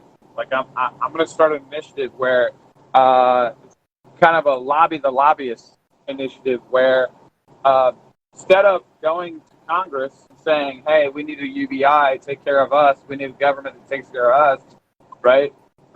Instead, going to corporations and saying, we need a government that takes care of corporations, right? And going to corporations rather and saying, we need a government that takes care of corporations. And to which most people would be like, what the fuck, right? But the corporations would be like, yes, I'm listening.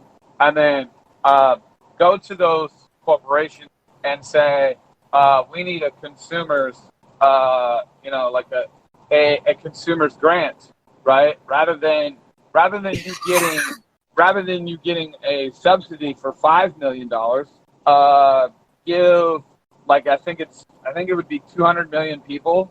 Give 200 million people that are above 18. I think it's 200 million, $1,000 a month, and you would actually come out better because, again, if you just got $1 from 200 million people, that'd be 200 million in revenue, right? And that's in a year, right? And we're talking about giving $1,000 a month to every consumer.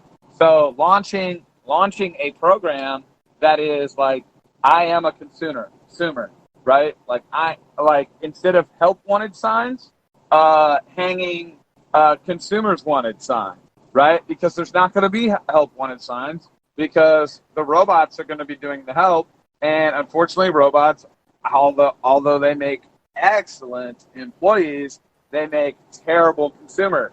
So going to corporations and just getting them to admit that they are in need of consumers and hitting them with the mindset of scarcity and funding studies and getting an economist like the lead economist for the Roosevelt I think it's the Roosevelt Society or the Roosevelt Institute rather. Roosevelt Institute, yeah. Yeah, and Andrew Yang cites a lot of their stuff, right? I think their head economist is Joseph, I forgot the guy, right?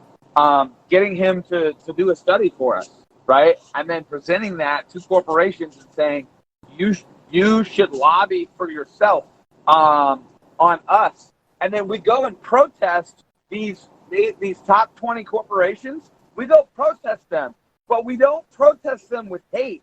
We protest them with love. We say, we love your corporation and we love your product. However, we cannot afford it because a robot stole our job. Here's the thing, Fred. For many years, this is what we're going to be looking at overcoming. And I talk about this as somebody who's been writing and speaking out about the truth about poverty and classism as a barrier to jobs for poor people for years. And what we have to really overcome is this huge problem that's so prevalent in America is that there's this mindset that everybody is middle class. There's enough jobs to go around for all. And being disabled is not an excuse for not having a job. Being pushed out of the economy due to age discrimination is not an excuse. And people, just insisted that. It's like before COVID hit, people were saying, oh, but look at the unemployment stats. Trump gave us a great economy. No, Trump gave part of the economy. Well, part of the economy was doing great. And whether or not it was because of Trump or because of market conditions, it would have happened regardless of who was president. Is a whole nother matter. But they were ignoring the fact that ever since the late 90s, there's been people that have been surplused out of the job market, never reabsorbed. They ended up becoming homeless. They had no incomes. And nobody has been talking about that. And instead, it was swept under the rug. And the true, facts about poverty and lack of enough jobs for all was never allowed to come to the fore. Andrew Yang actually opened the door and made it possible that we can now have that conversation, but we're still dealing with a significant chunk of the public that just does not believe that, poverty, in America is something that's undeserved, that you must have done something to deserve it because, you should have had a job or should have a job. And I'm even seeing that even with the COVID thing. There are people saying, well, we understand that people have lost their jobs because of COVID, but they'll get rehired. And what about everybody else that was poor before that? They're poor because it was their own fault. There were jobs to go around. No, there wasn't. I know directly of 7 truck dispatchers that won't be getting rehired after this. So you can definitely use that anecdotally there, Jacqueline. To fire the people who actually deserve it for once are idiot, brain dead, head up their asses leaders and just throw. There was a skit in South Park where they just had them on the ice block and they just cracked the ice block and let them drift out to sea, never to be seen again. I think Further Felon didn't hear what you said. I didn't quite catch it myself, Sheridan. I'm so sorry. It was on in response to Jacqueline's comment about. I am totally lost on what. That's okay. That's okay. Move on. The people who never got rehired or absorbed. Oh, that's right, Jacqueline. You can use the current crisis has put out 7 truck dispatchers.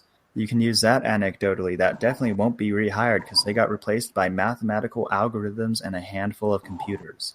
Yep. Controlled by what? One person, maybe? Nobody. 0 people. Yeah, that's what AI is. Nobody. Oh, wow. So it's like nobody's manning. Okay. And, yeah. Well, I saw this happen in 2008 as somebody on the older end of Gen X, where right before the crash happened, people my age who had been shut out of the job market because what jobs there were, the boomers had, were filled by boomers. Not that it's the boomers' fault for having the jobs, but it's just that it was denied that we were suffering from lack of opportunities. We were, as a small, very tiny sized generation, we were just dismissed as whiners and slackers if we couldn't make it or get a job or get ours. And then when the crash of '08 happened, right before that happened, the oldest boomers started to retire and jobs that were starting to open up that people my age should have gotten, we didn't get because we were over age 40, which is just in time for age discrimination to kick in. So not only were many boomers being permanently pushed out of the economy, but a significant chunk of Gen X, if not the majority of us, were completely bypassed and never, we're like a lost generation. We never got to participate. And I was writing and speaking out on many forums about this, only to be poo-pooed. It's like when the crash of '08 happened, there was initially this sympathy for people that had jobs and that lost them. And people who had once been upper middle class ended up literally on Skid Row. They lost everything. They lost their 401ks. They lost their jobs. They lost their homes. And because they were, in their late 50s, they weren't getting rehired. And after a while, the sympathy for them subsided and was replaced by acrimony and resentment from people that did have jobs who viewed themselves as martyrs who were paying taxes to support those who didn't have jobs. And, the mood switched and became rather ugly towards the jobless poor.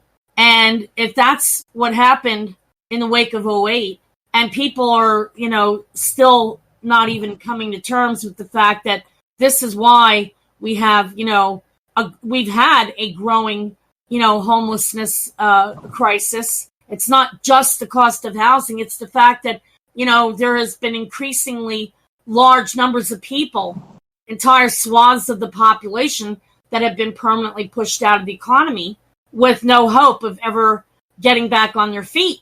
And even now with this COVID, there's still some denial, and it's really troubling. It's extremely troubling. I completely agree. The fact that economists had to create the terms fixed income families or working poor families should have been a big bell going off that hey, maybe the economy isn't doing so great since we're having so many people that we need to create whole new categories for them. Yeah, and the one thing that I remember distinctly when Obama was running for president is Main Street, which is code speak for middle class. Main Street and Joe the Plumber was mentioned in excess of at least 28 times. The word poverty was spoken only once. And I think that should be really waking up politicians, because if you think it's the middle class that needs a hand up right now, then everyone below middle class is suffering immensely. Yeah. So I'm going to submit to you that the way to get people that are below middle class, what they need is to cater to corporations and say, okay, all these soccer moms, all these Karens out here, right?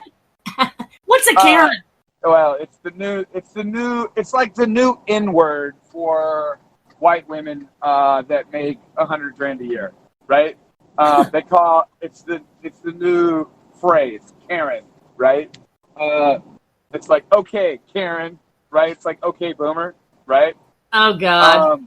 Yeah. So I'm glad my name's Jacqueline, because I'd be really pissed off if my name really was Karen.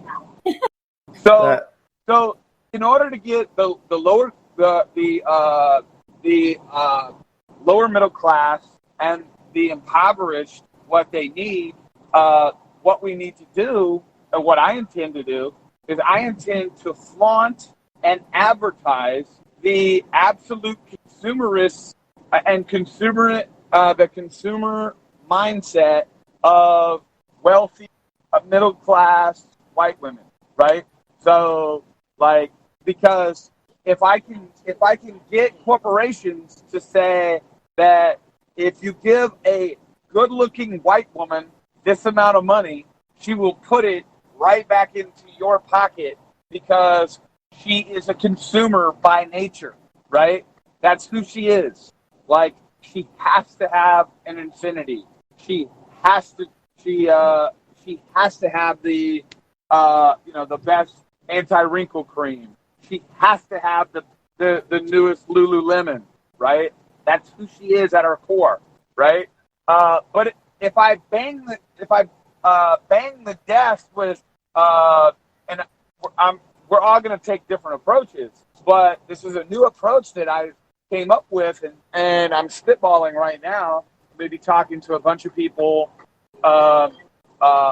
where we get corporations to lobby for UBI for us, because we're looking at Congress saying, hey, we need UBI, but Congress is what they're doing is they're listening to us, or they're seeing on they're watching Twitter and watching our hashtags and doing whatever, but then they're going to Congress, and then they're in the meetings, they're going to their car and they're making their phone calls, right? They're making their phone calls to their wealthy and well-connected and saying, okay, what should I do on this bill? What should I do on that bill, right? So when we make that phone call, when they make that phone call, rather, we need them on the other line saying, hey, I need consumers, right? And I don't have enough consumers to purchase my Coca-Cola, to purchase my my Amazon wish list, to purchase my Apple products. There's another way that people interact with the economy too. This is 70% consumer driven, but there's also a very large contingency of people that participate in the markets, either as traders or investors.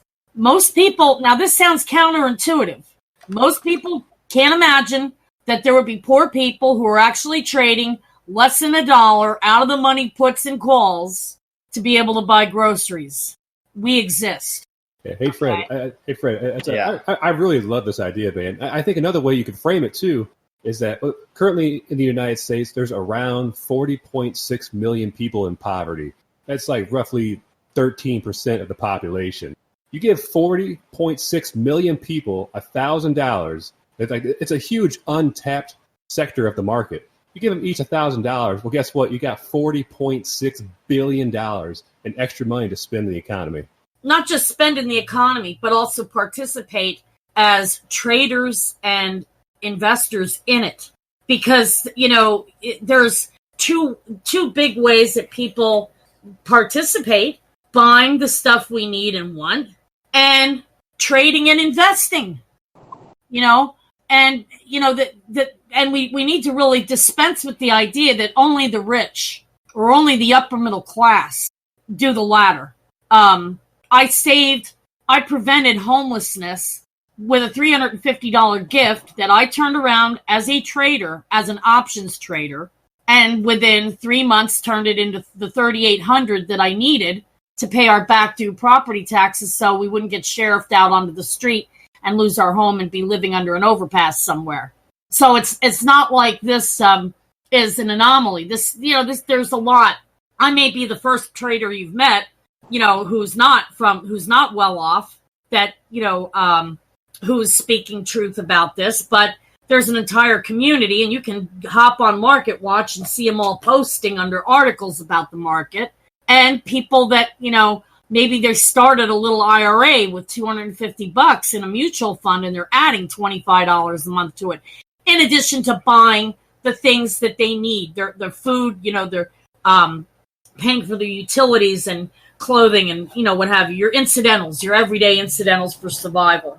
And what we need to do is be able to steer that conversation towards like what Fred is talking about, what I was talking about, is we really need to have an honest conversation about poverty, and also about the fact that if we put this $1,000 a month in everybody's hands, there would be a lot of waste we'd be able to chop out, that we would be able to have more people, we'd be able to have everybody participating in the economy as consumers, as owners and traders, investors, as both.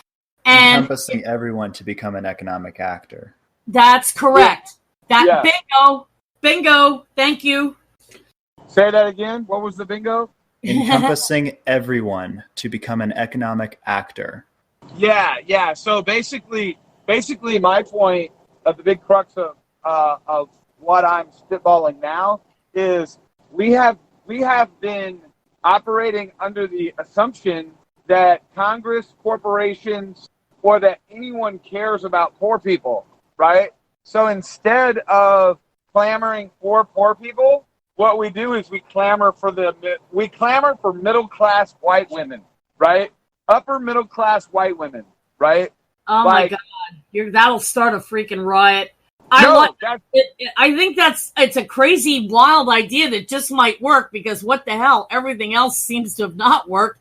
So crazy is sometimes what you need to make something work, and it's a great idea because it's so counterintuitive. But the thing that concerns me is that there's a large contingency of people, and we know who they are, that are going to scream and say, these they're racists, and they're going to call it a racist idea. They're going to call it an idea that hurts the working class, and blah blah blah. Hey, I'm gonna get off the phone with you here. Hey, Tully. Yeah, what's up? Can you hear me? Yes. Yeah. Sorry, I didn't mean to interrupt. Hey, Shaving with Tully, I got a stupid question for you. What made you come up with the title Shaving with Tully instead of, I don't know, something like Drinking Coffee with Tully, or Changing Our Underwear with Tully? Or I'm just curious. I just had to ask. I watch your show. Yeah, sure. No problem. The story in 45 seconds or less is I wanted to create sort of a men's mental health channel. I talked about a lot of issues in society, but also with a bit of a focus on mental health. And I had this amazing experience where while I was living in China, I met this guy who was a refugee from Syria. Long story short, I invited him to live with me. We became roommates and developed this brotherhood, just a great friendship. And one time we went out to a spa and we shaved together while we were at the spa. And it was just so fucking cool. And part of what the idea that I was trying to get across is like taking back brotherhood and like male unity because guys often feel uncomfortable doing stuff together because of basically homophobia. You know, they're scared of being called a fag or pussy or something like that. And actually, you know, men are humans. Broing out is the shit, dude. What's up? Broing out is the shit. Yeah, it absolutely is the shit. It's good for you. It's necessary as a primate. Primates, you know, they crave companionship. And so I wanted to sort of take that back for guys. You know what?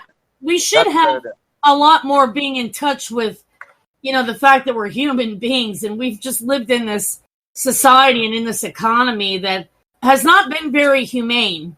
Absolutely. It's not designed to. It's the way our laws are designed is for profit maximization predominantly. And the thing that's sad is that we can have profits and, you know, people can, you know, profit well if we make sure everybody's taken care of. I mean, there's this idea that, oh, gee, you know, if everybody gets a UBI, that those who are already doing well will somehow be made worse off and they won't profit and, you know, all kinds of nonsense. But no. Fred the Felon's idea, which I really like, because it's so wild and out there, okay, and it actually makes sense. It's counterintuitive initially, but then when you sit there and you mentally masticate on this idea, it does make sense, and it really could work. We got to try everything we can, really. I mean, everything you know that we can think of to try is worth trying, I think. Tully, I got this giant epiphany last night. Okay. I said we clamored last night for, you know, for the Congress pass EBI and, you know, whatever. And when Congress first has to, you know, they have to go to a committee meeting, and then they got to go to their, you know, during the committee meeting with a bunch of lobbyists. They if the lobbyists aren't there, if their clients aren't there in the meeting, they've got to go out to their car and make a phone call, right? So what if instead of asking for our piece of the pie and coming at this from the angle of like, hey, we need to help the poor and we need to do A, B, and C, and we come at this from the angle of we want corporations to automate. Automation is good. Yeah. And right? And we say we share with corporations the idea that automation is a good thing and that robots and AI are excellent workers and that they save on healthcare and they don't call in sick and they're very, very dependable. However, they are very, very, very poor consumers, right? Fred, you're on fire. Right. So here's the thing. Then we go to them, and so basically, right now, I've got some people that I'm going to be in contact with. I got a lady that I'm talking to Monday that worked for the Obama administration. She was like a press secretary or something like that, and then she's really excited to talk to me. But we create a campaign around dehumanizing ourselves, right? Yeah. So we deny our own humanity so that we can only be consumers. So we present ourselves and almost prostrate ourselves to corporations as consumers. And we even can protest the top 25 companies in the United States, not with hate, but with love, right? And what we do is we go and protest. We love your company, we love your product, but we don't have any money to buy it, right? Yeah. And what we need is a consumer grant, right? Like, for example, if we tell a corporation, because obviously the way Congress sees things, whether it's red or blue, if they're establishment, it doesn't matter. They don't want to give. That's why they needs test everything. They don't want to give anything to poor people, and they needs test everything. But when it comes to corporation and corporate subsidies, that is obviously corporate welfare, and red or blue doesn't have a problem with that. Fred, you're on to something, brother. You guys listen to Fred. He's the truth. If we go to those corporations and we say, all right, instead of asking for $5 million from the feds, right? Why don't we do this? We've got 200 million adults that are above 18. We need to give your consumers a grant, and rather than asking $5 million from the, if you were just to make $1 from every single person a year, that would be $200 million. So if we take $200 million times $1,000 a month, I don't know what the fuck that is, right? Are you saying you can't get $1 from each consumer on average per year? Because if so, and we just share the fucking numbers. You know what, Fred? What you have brilliantly described, there's actually a technical term for, and it's called the velocity of money. It's a thing. It's a thing, and that is the technical term for what you're describing. That I think this is what makes your idea great. Is it drills down the concept of the velocity of money for everybody else as if they're for. So that everybody can understand this, including lobbyists, Congress, corporations, everybody. Yeah. So basically, what I do with is my goal is to lobby the lobbyists, right? So basically, what we do is we get corporations to lobby for not for us, right, but for our for their consumers, right? We're concerned about the death of corporate America. Like Coca-Cola will no longer exist if there's no one to buy Coca-Cola, which is one of the top 3 companies. Amazon will no longer exist if there is no buying power for people to go to their freaking and then their cart and hit the fucking buy button. You know what I mean? So, and I'm sorry I'm all over the place because I hadn't slept last night. I was just like, dude, we're going about this all wrong. And then another thing, what we need to do is rather than go and we create this ad campaign centered around hot white women that are rich, right? So instead of bringing basically we're selling the corporations on Karen doesn't have enough money to spend on your product, and we flaunt the consumerism and the consumerism mindset to the fucking the corporation, and then we present a problem, and we can even protest corporations, but instead of protesting them with hate, we protest them with love. We say, we love your product. Fuck, I just wish we had more money to buy it, right? Why don't you automate and make the shit cheaper so we can buy more of your product? It's too fucking expensive. What do you think? Here's the thing, and it doesn't matter how cheap something is. When your income is zero, okay? When you have zero income, when you've been permanently pushed out of the economy, okay? Zero does not compound upwards. So when somebody says something like, oh, well, this is cheap, it only costs $20. Well, for somebody who's homeless who hasn't eaten in 3 days, $20 is something they don't have because they don't have any income. They don't have any money. Yeah, but change your thinking. Change your thinking. Basically, what we need to do is we need to get the corporations thinking about the middle class and the upper middle class not being able to spend money on their product because they don't care about the poor. The middle class are going to become poor, are becoming poor very quick. And I would dare to say a significant contingency of the upper middle class are going to be becoming poor real quick. So, that's what I was trying to get at. And that will affect if what you say is true, that will affect their bottom line, right? And in my head, the biggest way to get people to see this is to, like, we have to leverage the 30 over white one in, right? Being threatened, right? Yeah. Hey, Fred, just real quick, I want to let you know that Tully had to dip out. He was just popping in here to make sure his audio was working. He's gonna be back. He's gonna be now back. He's back. He's back. I with Tully, but it wouldn't be my face; it would be my armpits and legs.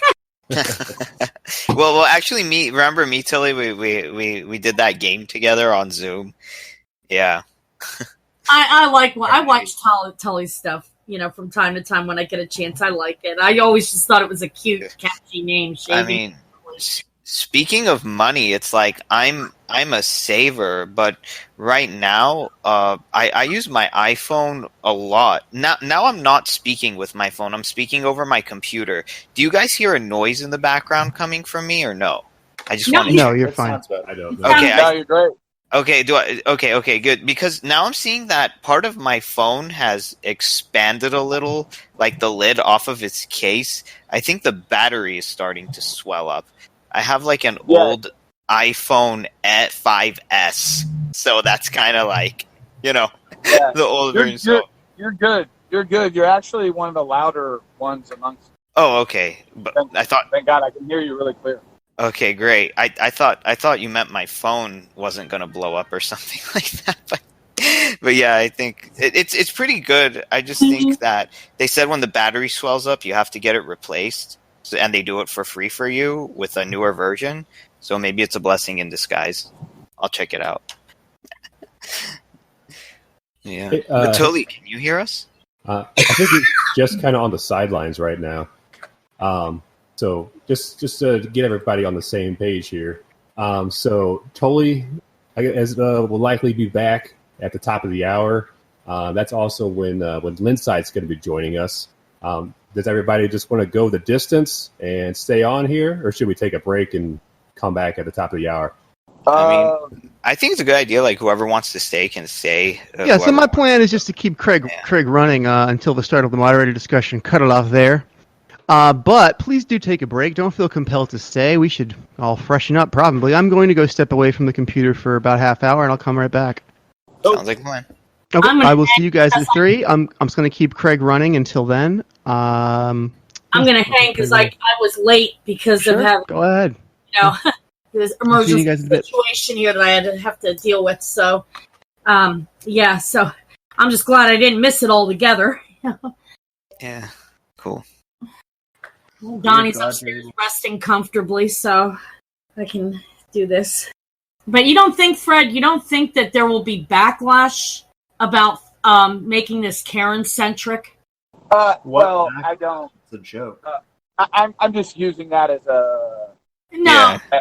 They just use it as an analogy, I think. No. I mean, making that demographic of... No, the because... demographic? No, because it doesn't matter whether it's gentrification, whether it's like there's one thing that you don't fuck with, and that's the upper middle class white woman, right? Right? Like she will fucking take your job, and in this case, she'll take your money, right? What we're asking for Karen to do though is take your money and just spend it and hand it back to the same corporations that are paying 10% into the system through automation. So, I mean, you could fuck with the white male, right? you can demonize the white male, right? And the white male will prostrate himself to the establishment, right? But the second something threatens white women, right? It's the only thing I'm concerned about is that there's a significant contingency of white people of both genders who are not middle and upper middle class. They're poor, and Yeah. But here's the thing. You got to get out of this mindset of the poor. They don't the corporations don't give a fuck about the poor people, right? That's because the poor don't have money to spend. Yeah, well, the poor people are gonna the poor people are going to get money to spend anyway when the dividend comes through. This is only a vehicle to get those corporations to move, right? That's all it is, right? So we're showing Karen's consumerism. We're showing, Karen's not going to be able to buy that. Karen's not going to be able to get liposuction. She's not going to be able to get that Michael facelift. I never understood that. People going under the She's not going to be able to get that Michael Kors purse. She's not going to be able to get the Lululemon yoga pants. Yoga pants. She's not going to be able to.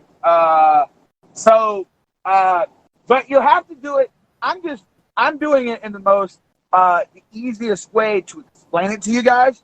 We have to do it in a way that's very slick, very sly, and very tasteful, where it doesn't look like that's what we're doing, right? I think I get you, Fred, and I think it's a wild idea. It just might work because it's wild. And everything else that's inside the box, and Yang Gang is, especially Hang Gang, we're all mostly outside the box thinkers. Yeah, I love that about Yang Yang. And yeah, that's why I feel so at home here. And, because everybody's like outside the box thinking, And right. The outside the box ideas that if, they were tried, get the most momentum. We would actually probably get solutions that work because we would be able to get the wagon, so to speak, out of the muck. We'd be able to get those wheels out of the muck. Right. It's like going through the back door when everybody the front door is like sealed and shut and has all these codes and shit like that, but there's like a back door that nobody is even looking at or acknowledging, and they're too trapped in the noise and the clutter to even think about it, right? Like Bernie people never in a million years would talk about something like this. Their heads would explode. They're like, "Oh no, what? Our oppressor? We're aligning with the oppressor. Oh no!" But at least we're more intelligent. We're more creative than that. Yeah, I mean, we're using a nice. We saw what Andrew did. I mean, he's got the fucking Clinton Foundation sucking his dick, right? He's got fucking. He's got CNN sucking his dick. He's got MSNBC saying, "Holy shit!" saying, "Holy shit!" Fucking universal basic income is a great idea, right? So, Bernie was never able to do that. Yeah, Bernie was never able. Now, Bernie was good at one thing, and that was getting people pissed off and riled up. That only goes so far. Right. Yeah, but that solved zero problems. That solved zero problems, right, guys? I mean, it solved zero. Yeah, so basically exactly. what we're saying is like, dude, we want to be your drones, right? Pay us. We want to be your customers. Yeah, we want to be your customers. Exactly. I mean, we want to buy your stuff. We also want to buy your shares of stock, and because we like the system, we just would like to be able to participate in it, and this is how we can do it, and then everybody wins. Yay! There we go.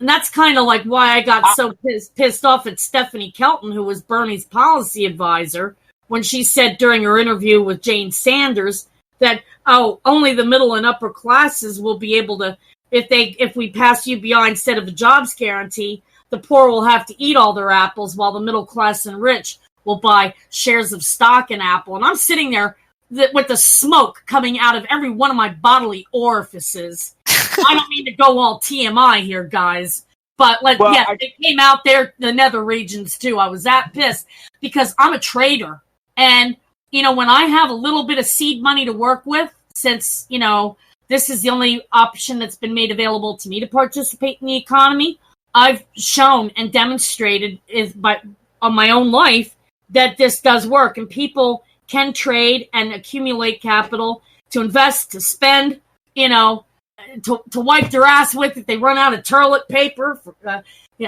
I'm sorry, I just had to get something in there about the toilet paper.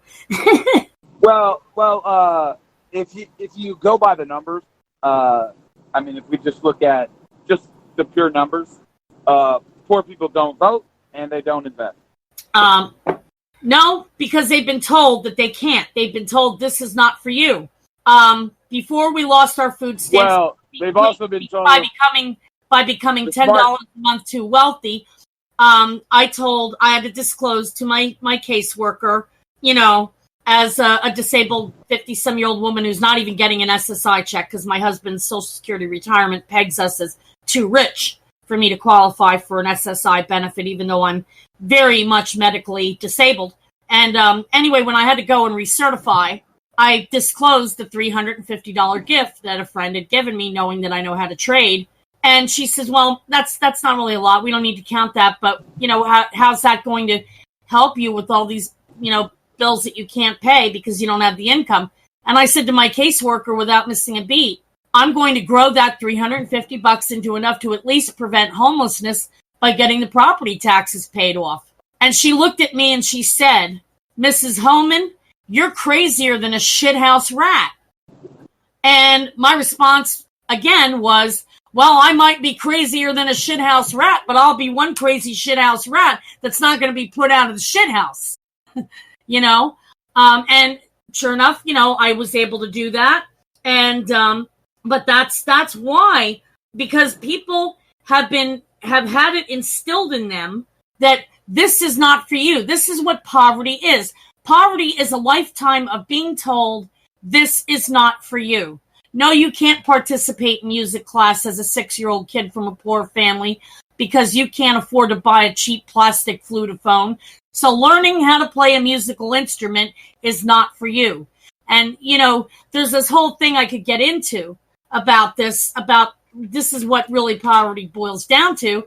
And the same thing carries over and when poor children from generational poverty become poor adults, starting out life a million miles behind the 8 ball, is you're told at every step of the way, around every turn, this is not for you. And the concept of accessing the markets to learn how to trade and to become investors, and is one more thing that they're told this is not for you. So it's like part of this idea is we need to smash those stereotypes and say, no, guess what? This is for you. This is for you. And, it's not just for everybody else but you, but this is for you. You just need some seed to work with. You just need a UBI and boom. Not only are you buying stuff, but you're able to participate in the markets as a trader and as an investor. Hey guys, hate to interrupt real quick, but Lynsight's going to be joining us in just a moment. Cool. But yeah, if you guys aren't familiar with Lynsight, it's a group of I believe like 3 people. They run a excellent YouTube channel that's very Yang centric, informative, insightful. What is it? Lynsight. Lynsight. And what is it? It's a Yang Gang YouTube channel. It's more focused on like technology and like common sense and getting to the bottom. Yeah, I think I checked that. They only have like 3,000 or something like that. 3,000.05. Yeah. 0.06. Yeah, their subscriber count and their view count's not all that crazy, but they're pretty OG. So I think they've been around for quite a while and they know what's up. They're very like common sense and down to earth and no BS. Yeah, and they're not very yang gang. They're not very yang gang.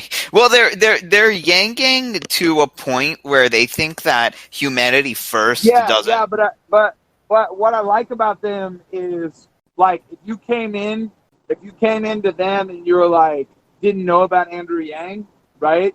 Mm-hmm. You wouldn't be like, that's Yang Gang, bye, right? Like immediately. Right. Whereas with some of these other channels, you're like, hey, people are right out the gate. They're like, what up, Yang Gang? Right? Right. Yeah, Lynsight is like they have all their stuff. What is it? It's they diversify their content and they have some Yang. They're very diversified, different kinds of content. So yeah. Yeah. That's good because people don't think that you're kind of like you're just like a follower that doesn't have a mind of its own. kind of like, unfortunately, some of the burners. It's like they don't even have mind of their own. They're just like, I'll just agree with like everything our dear leader says without questioning anything. And they'll attack the shit out of you when you do question and you. Right, exactly. And that's Bernie Plantation, boy. I mean, they'll come after you like, because that's what they did to me. I mean, I got swarmed. I was attacked bad. I had to hide when I first started becoming sympathetic to Yang. It was like I had to hide being Yang Gang for about a month. Right.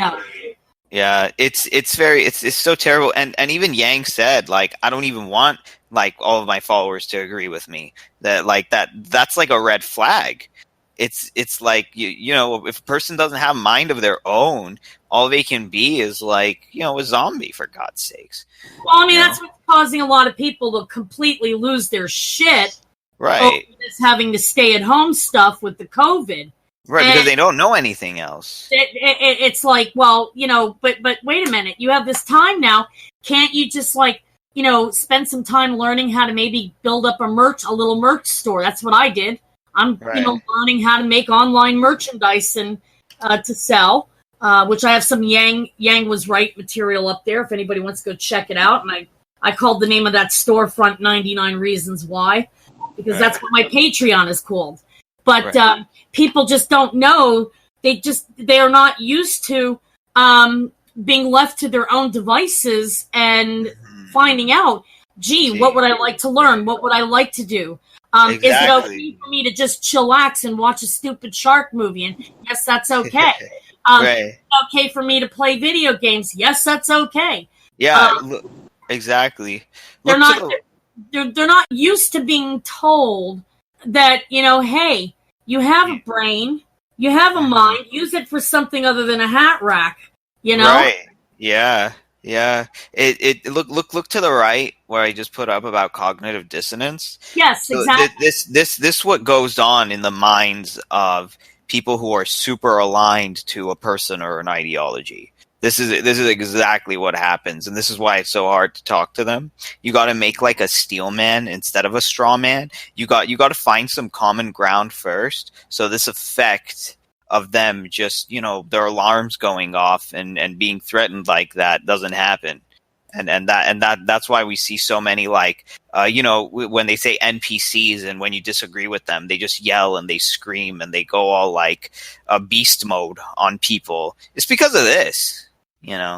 What causes that? Well, one of the things I love cognitive dissonance. What causes that? One of the things I love to do is say, well, the numbers don't support that, or the data doesn't. The data doesn't support that, right? Like when people get in that mode, right? Right. Or say, can you cite a case study, right? But here, I put it to the right, Jacqueline. You see the mental conflict that occurs when their beliefs are contradicted by new information. It activates these parts that are involved in their personal identity, and then their emotional response to threats, and then they shut down and disregard rational evidence that contradicts what they previously regarded as truth. It's like it's like a physical attack with words on who they think they are. And it's like, if I'm not this person, it's like you are killing me with your rationality and your evidence because you're threatening like my very identity of who I am through your words. And it's crazy, but I think that's how people work sometimes. I've given up on trying to figure people out because some of the stuff that I've seen over the course of my 53 years of life is enough to make me want to go Rip Van Winkle. Okay, put me in one of those cryo freeze capsules and wake me the fuck up 1,000 years from now. When we have some intelligence. I understand that, Jacqueline. What were you going to say, Fred? I was going to say, even Tony Robbins says that the essence of humanity is this overwhelming desire to be consistent with who they are, right? Yeah. Right? Yeah. Like this overwhelming desire to be consistent with their identity. right? So if you really want to have peace, it all starts with like trying to find out who you are, right? And that identity, you know, for people like us, with rational minds, you can say that identity is the ability to be fluid, right? Like the ability. That's one thing I love about Andrew. I literally was on the trail with Andrew, watched him take a question one day, come up with a policy the next. He's like, you know what? I think psilocybin would be a great idea. Right. Done. Right. And Right? I think it can be this same cognitive dissonance, not with just progressives, but with corporations and people, CEOs, and all that stuff like that too. With these ideas, they have the same. Even like the ultra rich have this cognitive dissonance as well. That, you know, I made it through my own merits and like I worked so hard and things, but and then it's like, why, what you know, if we give this money, people are not going to want to work and stuff. So we that's beautiful what you're trying to do, Fred, because it kind of bypasses this cognitive dissonance that they might have with a UBI by protesting through in their favor through saying we want to afford your stuff. So this bypasses this cognitive dissonance. If we want to get effective, we have to bypass these alarm, you know, signals in people and these kind of things. We just need to stand in line and say, "Hey, I'm here to buy, but I got no money." You know what I mean? I want to buy. I'm a buyer, you know? Yeah, for sure. Turn me into a consumer, please. Right. That once we do that, it'll change the game because we won't be up against like a bulwark, like this thing. Yeah. All we gotta do is to do it. Or it's like you're preventing me from being a buyer. Why aren't you doing that? Don't you want like more money to flow? I think I'm gonna tweet. Karen wants to buy, but she doesn't have any money. Please help. Oh man, that's golden. That is golden. Right? Karen's complaining to the manager that she doesn't have money. Oh shit. Oh geez. Please help Karen. No, the Karen Fund. The Karen Fund. Imagine that. Karen and Chad Fund. Oh yeah. The Karen. Oh shit. Chad wants to buy fertilizer for his lawn. Oh god. Yeah, I think this thing it's like that's the beauty of like knowing to pivot and changing your mind with new evidence. You're never like you're not gonna you're like water. So like if you take a hammer to water and you hit the water, like it doesn't hurt the water. Nothing happens to the water. If you get a hammer to a brick and hit the brick, it like shatters. So you know, you hammer water, the hammer gets wet. Right, the hammer, yes, way, exactly. So if we're like that water, like nothing can hurt us, instead of being this brick that's so like thing, and then when you take some stress to it, it like breaks.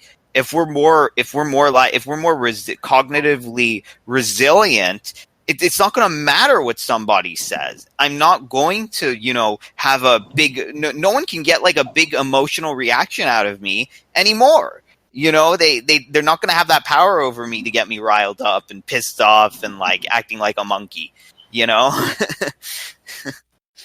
You know, the analogy with water, I really like that because water is also one of the most powerful physical forces on Earth. If you look at what a rogue wave is capable of doing, or a tsunami, okay?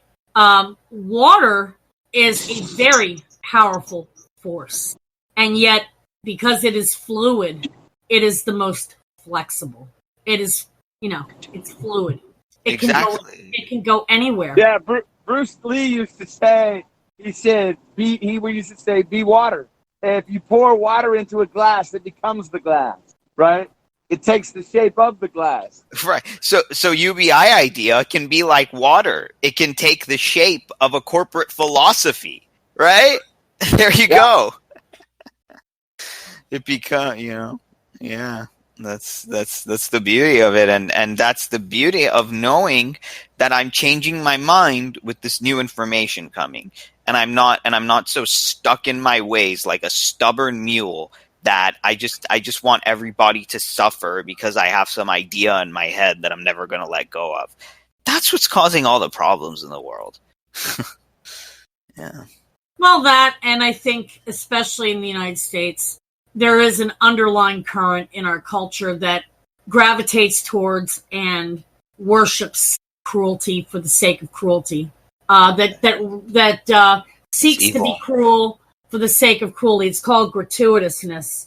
Right. And, I mean, it's like some of the oppositions that I was getting from people when I was trying to talk to them about UBI. They were like, well, but we don't want the poor to be able to afford stuff like Steve Grumbine from the Real Progressives group. His big thing was, well, if the poor have money, they'll all run out and buy Xboxes and drive up the price. And then my upper middle class snowflake Chad self won't be able to afford the Xbox, and the Xbox won't be a special upper middle class toy for me. And there is that mindset. And that's part of our culture, that it's that there is this tendency to gravitate towards cruelty for cruelty's sake. I mean, think about it. We were a country that less than a century ago thought it was perfectly okay to send 14-year-old little boys to the electric chair. Google George Stinney, I mean, seriously. There's just this, I don't know. Yeah. How to overcome that, I don't know. How to make it uncool to be cruel, I don't know. Any ideas? It's not cruel. It's not cool to be cruel. I mean, yeah. I think maybe there's just like some people are just sadistic. I mean, I don't know what else to say. Like that's look at the fact that our nation is in addition to being number one in maternal and infant mortality rates out of the developed countries, and number one in the highest rates of inequality and poverty out of the developed countries, number one in COVID cases, number one in COVID deaths. We are also number one in producing serial killers. Now, these serial killers didn't get dropped down here from another planet. They are products. They are people who are products of the society in which they were born. So it makes me anyway sit back and question, what is it about our society, our culture, our society's culture that has this penchant for gratuitous cruelty, and how do we make it uncool to be cruel? Yes, it's very sad. Maybe it's the culture where you see maybe like the movies where, oh, he's the cool guy because he's like above all these people, and he like, we want to be able to boss people around and tell them what to do, and we want to have everything, and we want other people to like see us having everything and them having nothing because it makes us feel good, shit like that.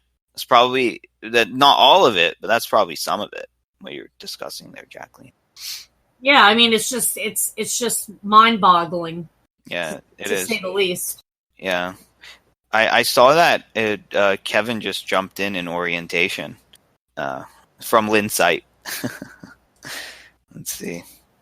Where is? Yeah. Here, I'll reach out to him real quick.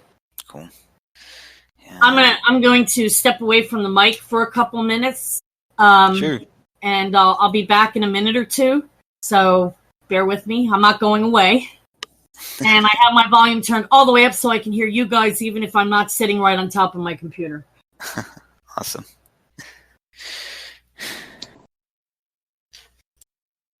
Hey, Fred, what's your opinion so far of using Discord as a platform for this podcast? Is it halfway user friendly for you? Do you prefer? Oh yeah, it's sick. This is a platform. I'm back. Yeah, I love it. Love Discord as well. It's recording the entire time we're talking. Yeah. And you just go in and pull from it. Shale does that. Right. Yeah. Yeah, so we do it a couple different ways. Speak of the devil. Yeah, we record directly from the Discord. I guess a chat bot, and then Shale will edit that down on the back end, and then release a nice polished and packaged podcast.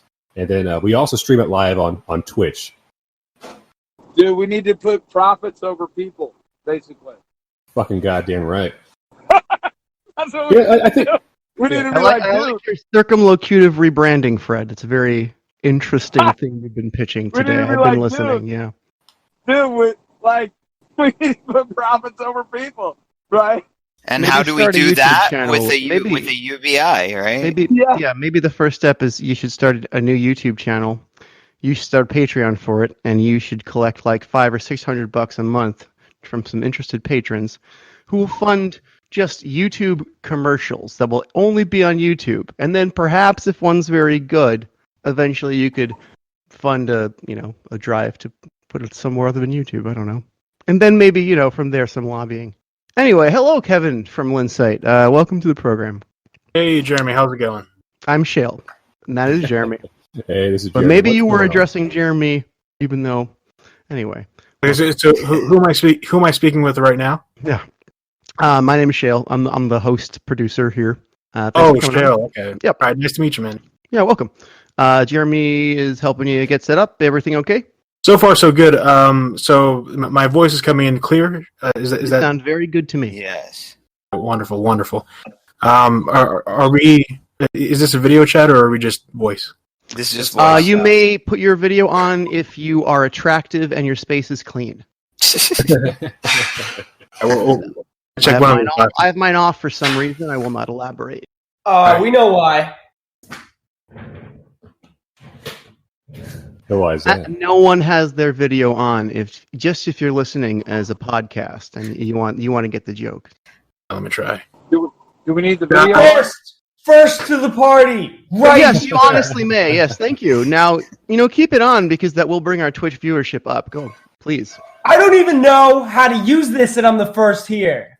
Well, I'll that's tell you how nice. to use it. Keep it That's on. nice. You keep it up. You keep that put-em right on the screen. What is your name, sir? With the well done hair, Kevin. Yes, Oh, put on. I'm talking to Lynsight. That's me, man. How's it going?